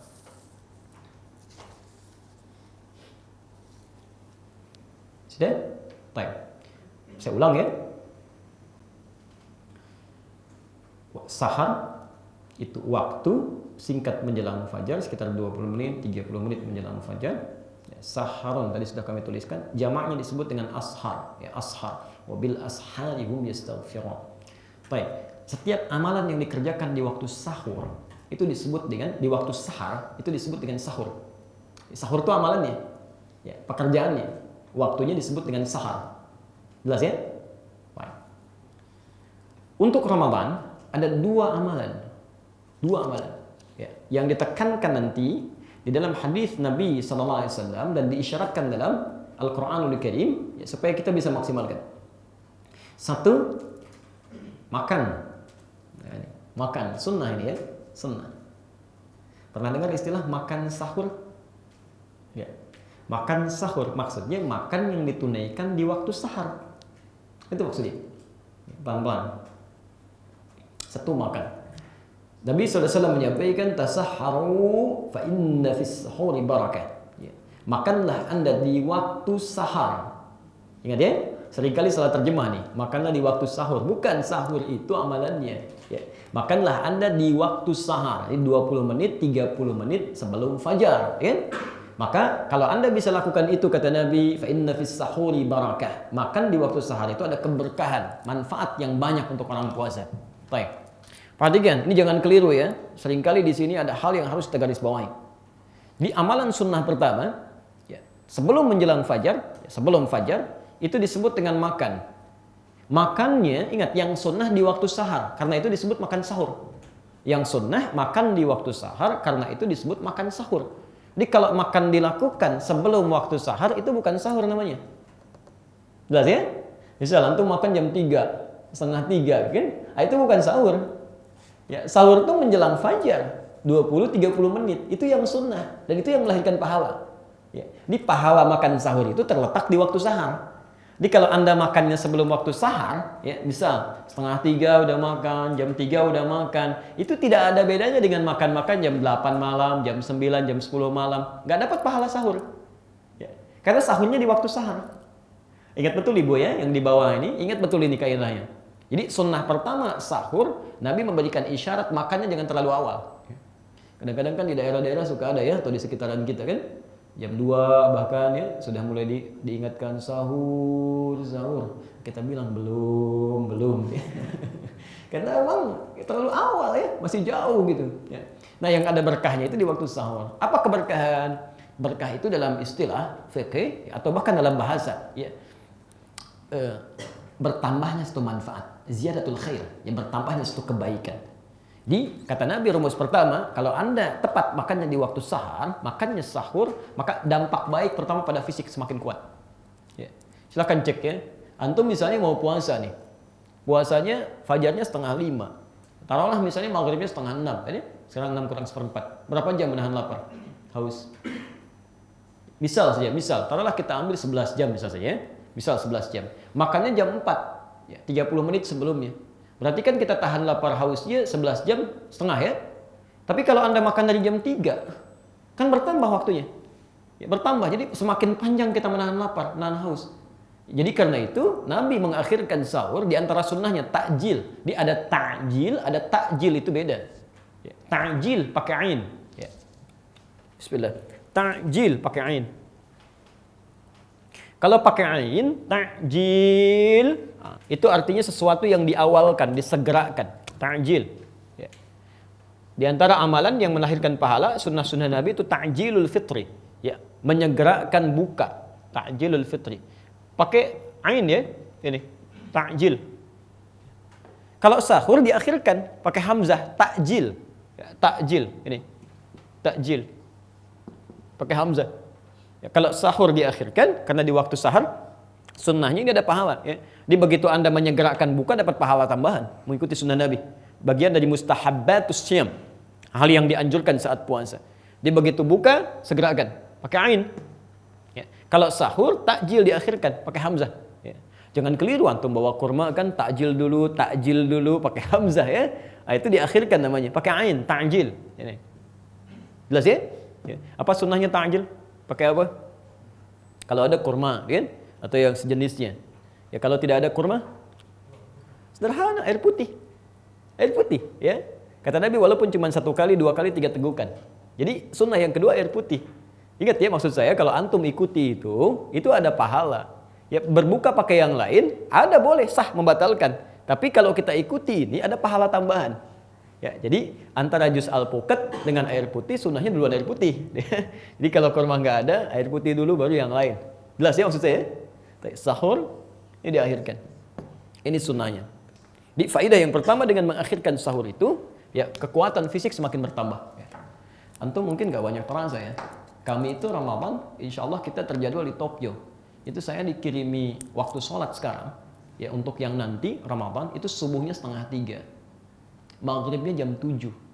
Isya'nya jam 9. Anda bisa bayangkan kalau selesai Isya, kemudian tarawih, ya, kemudian ada ta'lim lagi, misalnya kan ada diskusi baru selesai jam 12.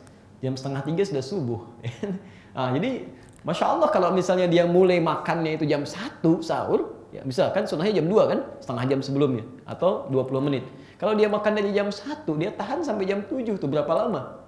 Itu nggak mudah gitu ya. Nah, jadi di negara-negara musim panas itu yang punya musimnya panas tidak mudah. Tapi kalau musim dingin, ya mereka bilang itu nikmat. Ya subuhnya jam 7, ya maghribnya 5:30. Nah, itu ya. Baik. Amalan kedua, nah ini saya tutup di sini dan kita coba bacakan beberapa pertanyaan-pertanyaan. Tapi amalan kedua, ini tolong ya, jarang betul yang diketahui. Tapi tolong maksimalkan di perintah Quran juga. Ya. Yaitu banyak beristighfar. Di waktu sahar, istighfar. Ya, mohon ampunan, istighfar. Dalilnya bahkan langsung dari Quran. Ya. Wabil ashari hum yastaghfirun. Dan di waktu-waktu sahar itu mereka banyak beristighfar kepada Allah Subhanahu wa taala. Masya Allah. Istighfar. Bahkan kalau Anda punya kebiasaan seperti ini, jadi ada 5 golongan di Quran.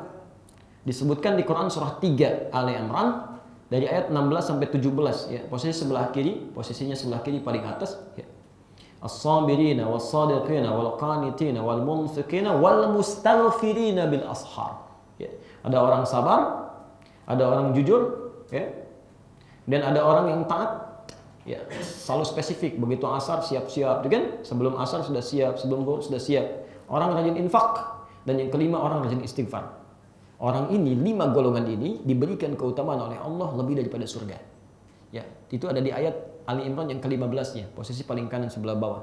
Qul a'unabbi'ukum bi khairin min dzalikum. Ya, ini ada orang-orang yang punya orientasi dunia, hartanya untuk dunia saja, untuk jalan-jalan macam-macam. Kata Allah, "Hei, kalau kamu gunakan untuk dunia saja, ini kami berikan kabar baik. Kalau kamu ingin gunakan semua itu untuk kehidupan akhirat, kan 14-nya zuyyina lin-nas ya, hubbus syahawati minan nisa wal banin dan seterusnya. Kalau kamu gunakan semua itu untuk bekal akhirat, kami berikan surga." Indah keadaannya. Tapi yang paling luar biasa, ujung ayatnya ada satu amalan, ada satu pahala yang lebih daripada surga. Wa ridwanum minallahi akbar, dan ridha Allah lebih daripada surga dan segalanya. Ada orang-orang yang mendapatkan ridha Allah. Kalau Allah sudah ridha sudah. Ya, mau surga paling tinggi, surga segalanya, masya Allah. Ya. Antum masuk surga, tapi dalam saat bersamaan belum meraih keridhaan Allah yang sempurna. Maka cuma dapat batas saja. Dah kamu surganya Aden, kamu surganya ini, kamu surganya macam-macam. Tapi orang diridhai oleh Allah Subhanahu wa taala, masya Allah, dia mendapatkan keluasan yang lebih. Bisa melihat Allah tanpa hijab di akhirat nanti. Ada Quran surah 75, ya, Al-Qiyamah ayat 22 sampai 23. Posisi paling kiri sebelah atas, ya. Wujuhu yawma idzin nadhirah ila rabbiha nadhirah. Ada orang yang wajahnya berbinar gembira di akhirat nanti. Bukan karena masuk surga. Bukan, tapi karena bisa melihat Allah tanpa hijab langsung. Di dunia nggak kelihatan, di akhirat bisa lihat. Ya jelas, melihat pasti di surga, nggak mungkin di neraka. Ya. Dia pasti di surga juga, cuman tingkat paling tinggi. Dia dapat ridho Allah. Apa amalannya? Bikin istighfar. Istighfar. Makanya saya harap tolong dibagi ya. Dari 30 menit misalnya, antum 20 menit makan. 10 menit sambil nunggu fajar, itu istighfar. Istighfar. Ya. Bahasanya jamak kan? Hum yastaghfirun. Mereka beristighfar. Kalau mereka itu satu atau dua? Banyak, bukan satu, bukan dua, banyak. Ya. Artinya apa? Coba ajak di keluarga. Mungkin antum di keluarga, ya ayah, ibu, 3 orang anak, kenapa nggak kumpul sama-sama? Setelah selesai makan, tutup sebentar, mengharap kepada Allah. Bukankah ada hadis qudsi di situ? Yanzilu tabaraka wa ta'ala, yanzilu rabbuna tabaraka wa ta'ala. Allah kemudian menatap ke langit dunia di setiap sepertiga malam, menyampaikan kepada hambanya, ya ibadi, hambaku, siapa yang memohon aku akan berikan, yang meminta aku kabulkan, dan yang beristighfar kepada aku akan ampuni seketika. Hadisnya hadis qudsi. Orang pertama yang menerima dari Nabi 31 orang sahabat senior. Masya Allah. Ayo coba antum biasakan. Ini insya Allah ke rumah tangga juga ada keberkahan. Bisa malam pertama setelah sahar mulai ayahnya kan, mulai evaluasi diri, anak-anakku mohon maaf kalau sampai hari ini belum bisa menjadi ayah yang baik, suami yang baik, mohon ingatkan supaya lebih dekat dengan Allah Subhanahu wa taala. Tolong doakan supaya ayah bisa mencari rezeki yang baik, jadi ayah yang sesuai. Ya, kalau sekiranya diwafatkan dekat-dekat ini, mohonkan kepada Allah supaya diampuni dosanya. Boleh ibunya mengatakan, mohon maaf Pak, mama juga tolong bimbing. Mohon, mungkin selama ini belum bisa jadi istri yang baik. Ya. Yang paling indah ketika anak-anak mulai berkata, mungkin maaf Pak, mohon maafkan kami, belum bisa jadi anak yang soleh, belum sanggup hafal Quran sampai dengan malam ini. Ya, saat yang lain sudah bisa memberikan mahkota, kami belum. Mohon maafkan, doakan supaya anda bisa jadi anak soleh. Setelah itu istighfar masing-masing sama Allah. Ya Allah, ampuni kami ya Allah. Astagfirullah. Itu masya Allah, itu indah. Demi Allah saya katakan sangat indah, luar biasa. Begitu fajar tiba, masing-masing kemudian mulai siapkan sholat berjamaah kan. Laki-laki mulai ke masjid, kalau perempuan ada safnya bisa ke masjid juga kan. Itu indah. Gak percaya silahkan anda coba. Itu indahnya luar biasa. Cuma rumus ini gak pernah dipakai. Ya, jarang maksud saya, jarang. Bahkan rata-rata sahurnya jarang sesuai sunnah. Sebelum waktu sahur sudah sahur kan. Makanya kadang-kadang tidur lagi, habis tidur subuhnya terlambat. Itu jadi masalah. Baik, kita tutup dulu sampai di situ sebentar. Saya jawab dulu.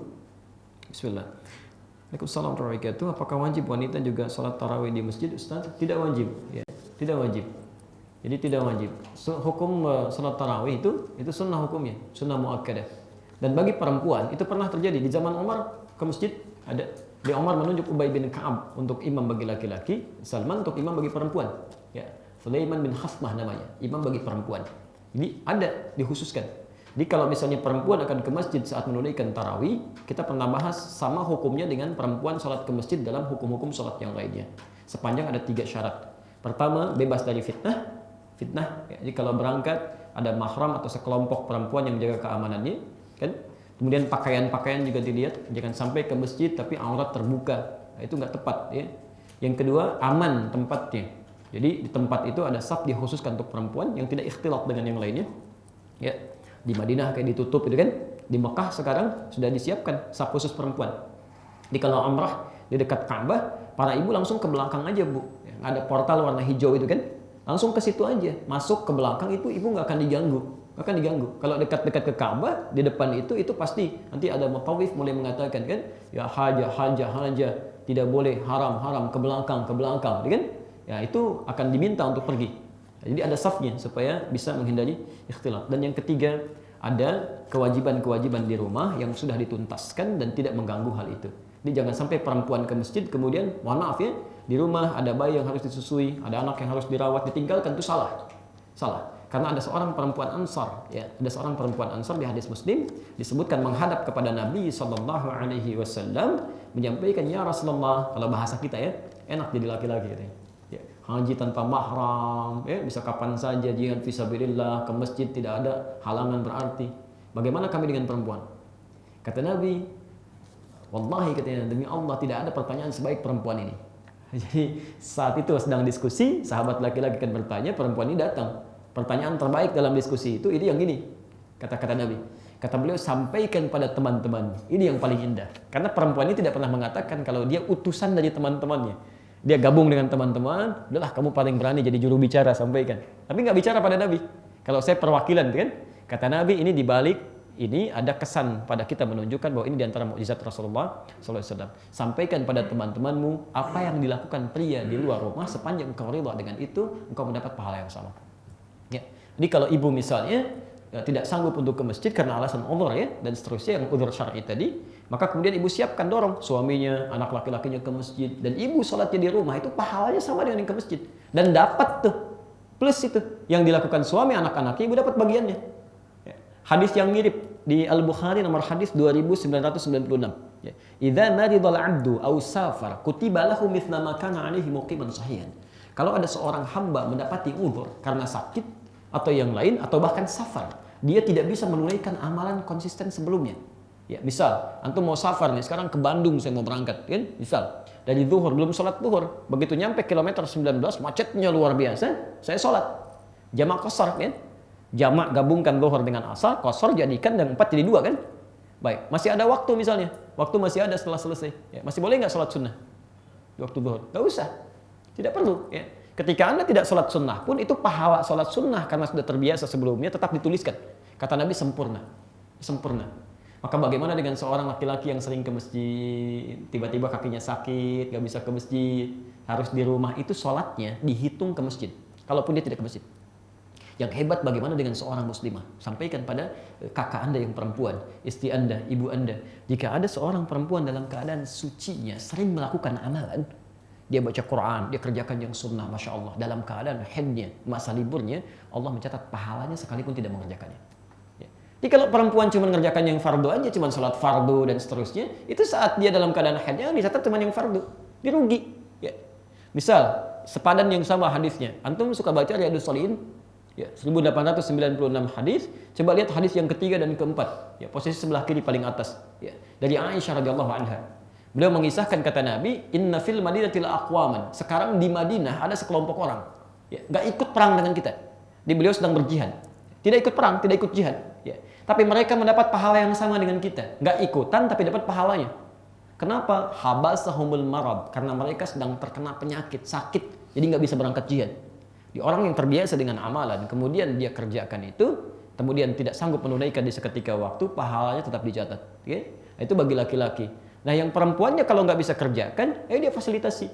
Dia tunaikan di rumah. Berlaku hadis semakin ke dalam di rumahnya, di kamar semakin ke dalam, itu semakin banyak pahalanya. Sama dengan ke masjid. Apalagi kalau ibu fasilitasi anak laki-lakinya, dorong suaminya, siapkan perangkatnya, maka berlaku hadis Muslim nomor hadis 1893. Ya. Man dalla ala khairin falahu ajruhu mithla ajri fa'ilihi min ghairi an yanqusa min ajrihi syai'. Siapapun yang memfasilitasi pada kebaikan kemudian dikerjakan oleh orang bersangkutan, dia mendapat pahala yang sama tanpa dikurangi sedikit pun. Sempurna. Ya. Jadi tidak wajib bagi perempuan untuk tarawih di masjid. Ya. Lihat kadar kelonggarannya. Begitu juga bagi laki-laki, tidak wajib di masjid. Ya, tapi afdoliyahnya dengan berjamaah.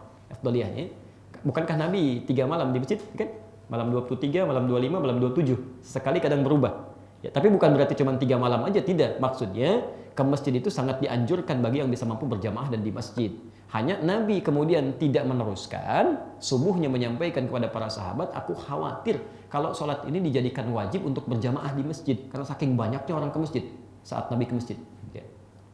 Apakah perempuan juga diharuskan i'tikaf di masjid di 10 hari akhir Ramadan? Tadi saya sudah terangkan hukumnya diikat dengan 3 hukum tadi. Ya, kalau ada kelonggaran silahkan. Kalau tidak, dorong suaminya yang laki-laki untuk i'tikaf. Itu yang lebih utama. Ya. Saya punya pengalaman di 2 tahun lalu. Di Timur Tengah itu ada suami istri, Masya Allah, Pak, antum bisa tiru ya. Antum kan cari dunia itu luar biasa kan. Mau sampai dibawa kemana gitu. Ya, kapan nyiapin akhiratnya? Nah, ini ada orang luar biasa padat, sibuk, Ramadan, dia luangkan waktu untuk i'tikaf, dia atur waktunya.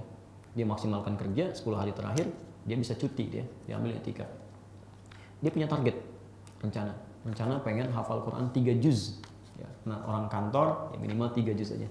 Begitu pamit pada istrinya mau i'tikaf, istrinya siapkan dengan rapi ya, segala kebutuhannya. Itu istrinya punya anak 3. 1 masih menyusui bahkan ya, yang 2 masih kecil. Begitu tahu suaminya punya rencana menghafal Quran, istrinya pengen juga di rumah. Begitu disiapkan, suami berangkat, Masya Allah dalam merawat anaknya dia menghafal, suami juga menghafal. Begitu pulang singkatnya 10 hari terakhir, begitu pulang suami senangnya luar biasa, wajahnya berbinar. Ya, hafidtu talata ajza, saya sudah hafal 3 juz nih, Masya Allah. Istrinya senyum, dicium tangannya, tangan suaminya, Masya Allah. Istrinya diam-diam tidak mengatakan, sudah hafal 30 juz dalam 10 hari. Dengan izin Allah Subhanahu wa Ta'ala. Ya. Di keutamaan itu bisa saling kita lakukan, yang penting niatnya diikhlaskan dan Masya Allah ada kebaikan-kebaikan besar di situ. Ya. Tolong jangan salah paham ya. I'tikaf bukan syarat mendapatkan Lailatul Qadar. Tolong catat betul pernyataan saya ini. I'tikaf bukan syarat mendapatkan Lailatul Qadar. Ya. Karena Lailatul Qadar itu turun pada malam hari, ya, turun pada malam hari di malam-malam Ramadan. Makanya disebut dengan lail. Inna anzalnahu fi Lailatul Qadar. Ya, tahukah Anda ya tentang kami turunkan Al-Qur'an, sungguh kami telah turunkan Al-Qur'an di malam Al-Qadar. Wa ma adraka ma Lailatul Qadar? Tahukah kalian tentang Lailatul Qadar itu? Ya. Nah, pertama disebut lail. Artinya apa? Lailatul Qadar itu artinya kemuliaan yang turun di malam Ramadan. Malamnya, ya, malamnya bukan siangnya. Jadi kalau Anda maksimalkan amalan di malam-malam Ramadan, sekalipun tidak i'tikaf misalnya, itu bisa dapat peluang Lailatul Qadar. Ya. Tapi kalau Anda misalnya i'tikaf tidak memaksimalkan malam-malam Ramadan, cuman tidur, cuman diam, nggak akan dapat juga. Ya. Dan yang kedua, Lailatul Qadar itu dirahasiakan oleh Allah waktunya. Ya, kadang bisa datang di awal, di pertengahan, walaupun lebih banyak di akhir. I'tikaf itu kegiatan zikir yang bisa membantu fokus ibadah. Itu maksudnya. 10 hari tingkatkan lagi, supaya pahala banyak lagi. Sebab kalau Anda di rumah, yang dilihat kadang-kadang bukan hal yang membantu ibadah. Ya, lihat TV pengen nonton, lihat majalah pengen lihat handphone pengen bikin status, itu kan macam-macam. Yang didengar juga mempengaruhi. Ya, tapi kalau ke masjid, Masya Allah dilihat Quran. Ya mau tidur, ya orang lain nggak ada yang tidur, cuman antum aja jadi malu kan, dorong lagi, itu yang maksudnya. Jadi mengondisikan amalan. Dan bila pun dapat nanti Lailatul Qadarnya jatuh di 10 malam terakhir, maka alhamdulillah, ya, alhamdulillah. Ini sudah disebutkan mana yang paling utama, apakah di masjid atau bersama imam atau di rumah. Ya, lihat kondisinya. Kalau memang bisa ke masjid, tadi ya yang telah kami sampaikan, itu silahkan. Di zaman Umar ada. Yang penting ada saf untuk perempuannya, kan? Kemudian aman, situasinya bebas dari fitnah dan berakhir atau terbebas dari tanggung jawab perempuan yang ada di rumah. Maka yang paling utama ke masjid. Silahkan. Ya. Umar menyediakan saf khusus. Ya. Ya, dengan imamnya Sulaiman bin Khathmah. Ya, ada. Laki-laki Ubay bin Ka'ab. Silahkan, ada pahalanya. Karena di masjid beda dengan di tempat biasa. Dari tempatnya aja dapat 25 kebaikan. Jarak 1 ke 2 500 tahun, 2 ke 3 500 tahun, 3 ke 4 500 tahun. Itu baru datang. Ya. Kalau berniat ibadah ya, di antum pengen ibadah ke masjid, nunggu waktu saya mau i'tikaf nih. Itu baru datang aja udah dapat 25 kebaikan. Belum mengerjakan apa-apa.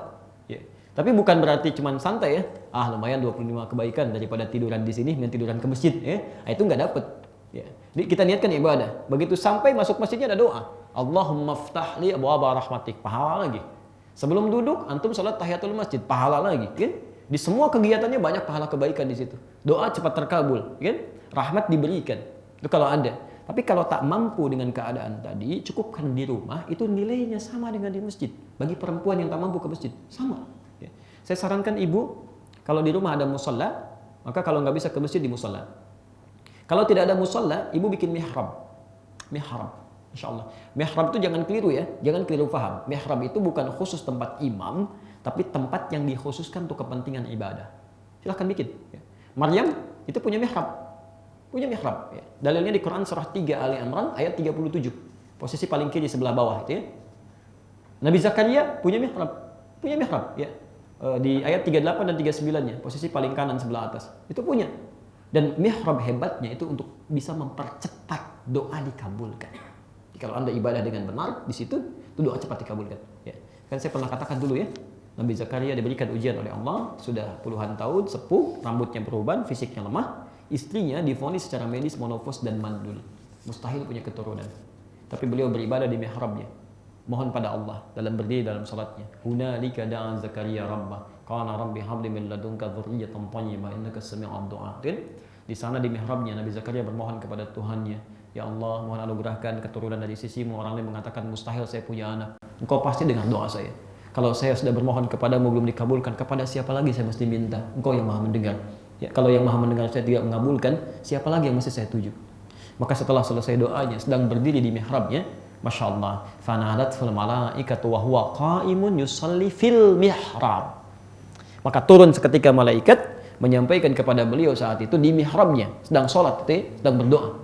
Ya, kata malaikat, "Annallaha yubashshiruka bi Yahya." Allah kasih kabar gembira, Anda akan punya anak namanya Yahya. Yahya artinya hidup. Yang mustahil menurut manusia lahir dari rahim perempuan yang menopos dan mandul bayi yang hidup. Kata Allah tidak ada yang mustahil, jadi dan hidup dia. Ibu bikin mihrab di rumah, tidak harus luas, sebentangan saja ada, kan? Tapi jangan dicampur dengan yang lain. Salatnya di situ, zikirnya di situ, berdoanya di situ. Masa iya Allah tidak mengabulkan? Kalau benar tidak ada haram masuk ke dalam diri masing-masing, itu insya Allah doa cepat terkabul. Kecuali maaf ya, punya mihrab cuman sajadahnya haram, pakaiannya haram, minumannya haram, makanan haram, itu sampai kapanpun selama yang haram yang masih ada dalam tubuh nggak akan dijawab doanya, nggak dijawab. Ya. Susah itu. Ya.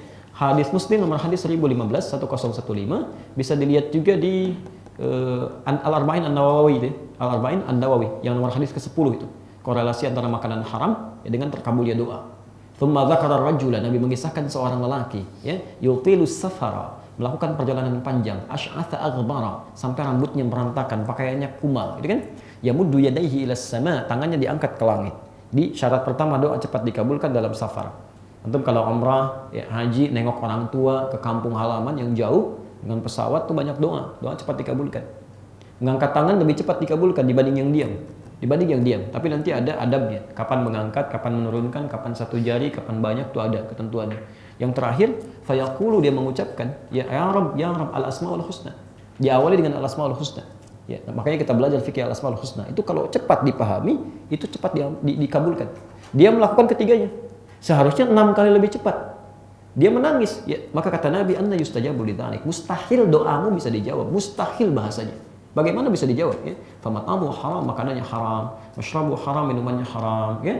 Maaf, malbasu haram, pakaiannya haram, wa ghudhiya biharamin, dan keluarganya diberikan makanan perangkat yang haram. Maka bisa nggak Anda terbayang? Ya, suami, hati-hati, jangan bawa yang haram ya. Jangan bawa yang haram. Anda berikan pada anak itu mencegah kebaikan banyak hal, susah nanti. Ya, anak makan yang haram, ibu makan yang haram, istri makan yang haram, kerabat makan yang haram, pembantu makan yang haram. Masya Allah, ya, doa nggak dijawab. Kalau itu nggak tobat sampai di akhirat nanti, itu ke neraka masuk bareng-bareng tuh. Ya, kalau imannya tidak ada, amal baiknya tidak ada, dosanya menumpuk di situ, itu bahaya. Bahaya. Karena itu coba bikin mihrab, ibu bisa lakukan di mihrabnya, tunaikan ibadahnya. Dan cuman ibadah aja, jangan dicampur dengan yang lain. Ya, termasuk sekarang ada handphone macam-macam ya, terima handphone keluar, apalagi urusan dunia ya. Dan nggak usah bikin status, ya, foto mihrabnya ceklik ya, sedang ibadah di mihrab terus diupload, ya, ngapain ya? Nggak ada kepentingannya. Terakhir barangkali. Wah, ini sama dengan yang tadi ya. Baik, sudah sama dengan yang tadi. Jadi umumnya sama semuanya. Pertanyaan apakah di masjid atau di rumah ya. Jadi saya kira barangkali itu yang bisa kami sampaikan dalam kesempatan sore ini ya. Saya harus bersiap karena ada kebuaran regensi untuk menyiapkan di sana. Ikhwas sekalian, Bapak Ibu, saudara-saudariku, apa yang belum kita bahas nanti Anda insya Allah bisa dapatkan di buku kami yang tentang puasa ya, makna ayat puasa dalam Al-Quran, nanti bisa dipelajari di situ. Itu detail insya Allah karena kami membahas setiap hurufnya di Quran. Misal ya terulang berapa kali, manfaatnya apa hubungan dengan puasa sampai ujung. Jadi Al-Baqarah 183 sampai 187 termasuk nanti ada bimbingan singkat puasa di situ. Itu buku tidak kami jual. Jadi itu hanya buku yang diwakafkan ya. Jadi nanti yang panitia di sini sampaikan aja kadar berapa kiranya. Nanti insya Allah kami kirimkan ke sini ya, atau ada staf kami yang mengirimkan. Silahkan dibagikan khusus terutama untuk yang ikut kajian untuk hari ini. Itu wakaf teman-teman Anda yang Anda terima. Jadi kalau Anda baca, Anda amalkan, mereka dapat pahalanya. Ya. Kalau Anda juga mau berwakaf, silakan saja, kita cetak 5.000 eksemplar yang kita bagikan ke insya Allah di tempat terjangkau di Indonesia. Ya. Terima kasih ikhwas sekalian, semoga Allah berikan kemuliaan untuk kita semuanya, menyelamatkan kita dan mengampuni dosa-dosa kita sebelum kita kembali kepada Allah Subhanahu wa taala. Berjumpa kembali setelah Syawal ya, insyaallah dengan izin Allah, dan mudah-mudahan jadi lebih baik ya dari hari-hari sebelumnya. Subhanakallahumma wa bihamdika asyhadu an la ilaha illa anta astaghfiruka wa atubu ilaik. Wa akhiru da'wana alhamdulillahi rabbil alamin. Allahu minkum. Demikian. Assalamualaikum warahmatullahi wabarakatuh.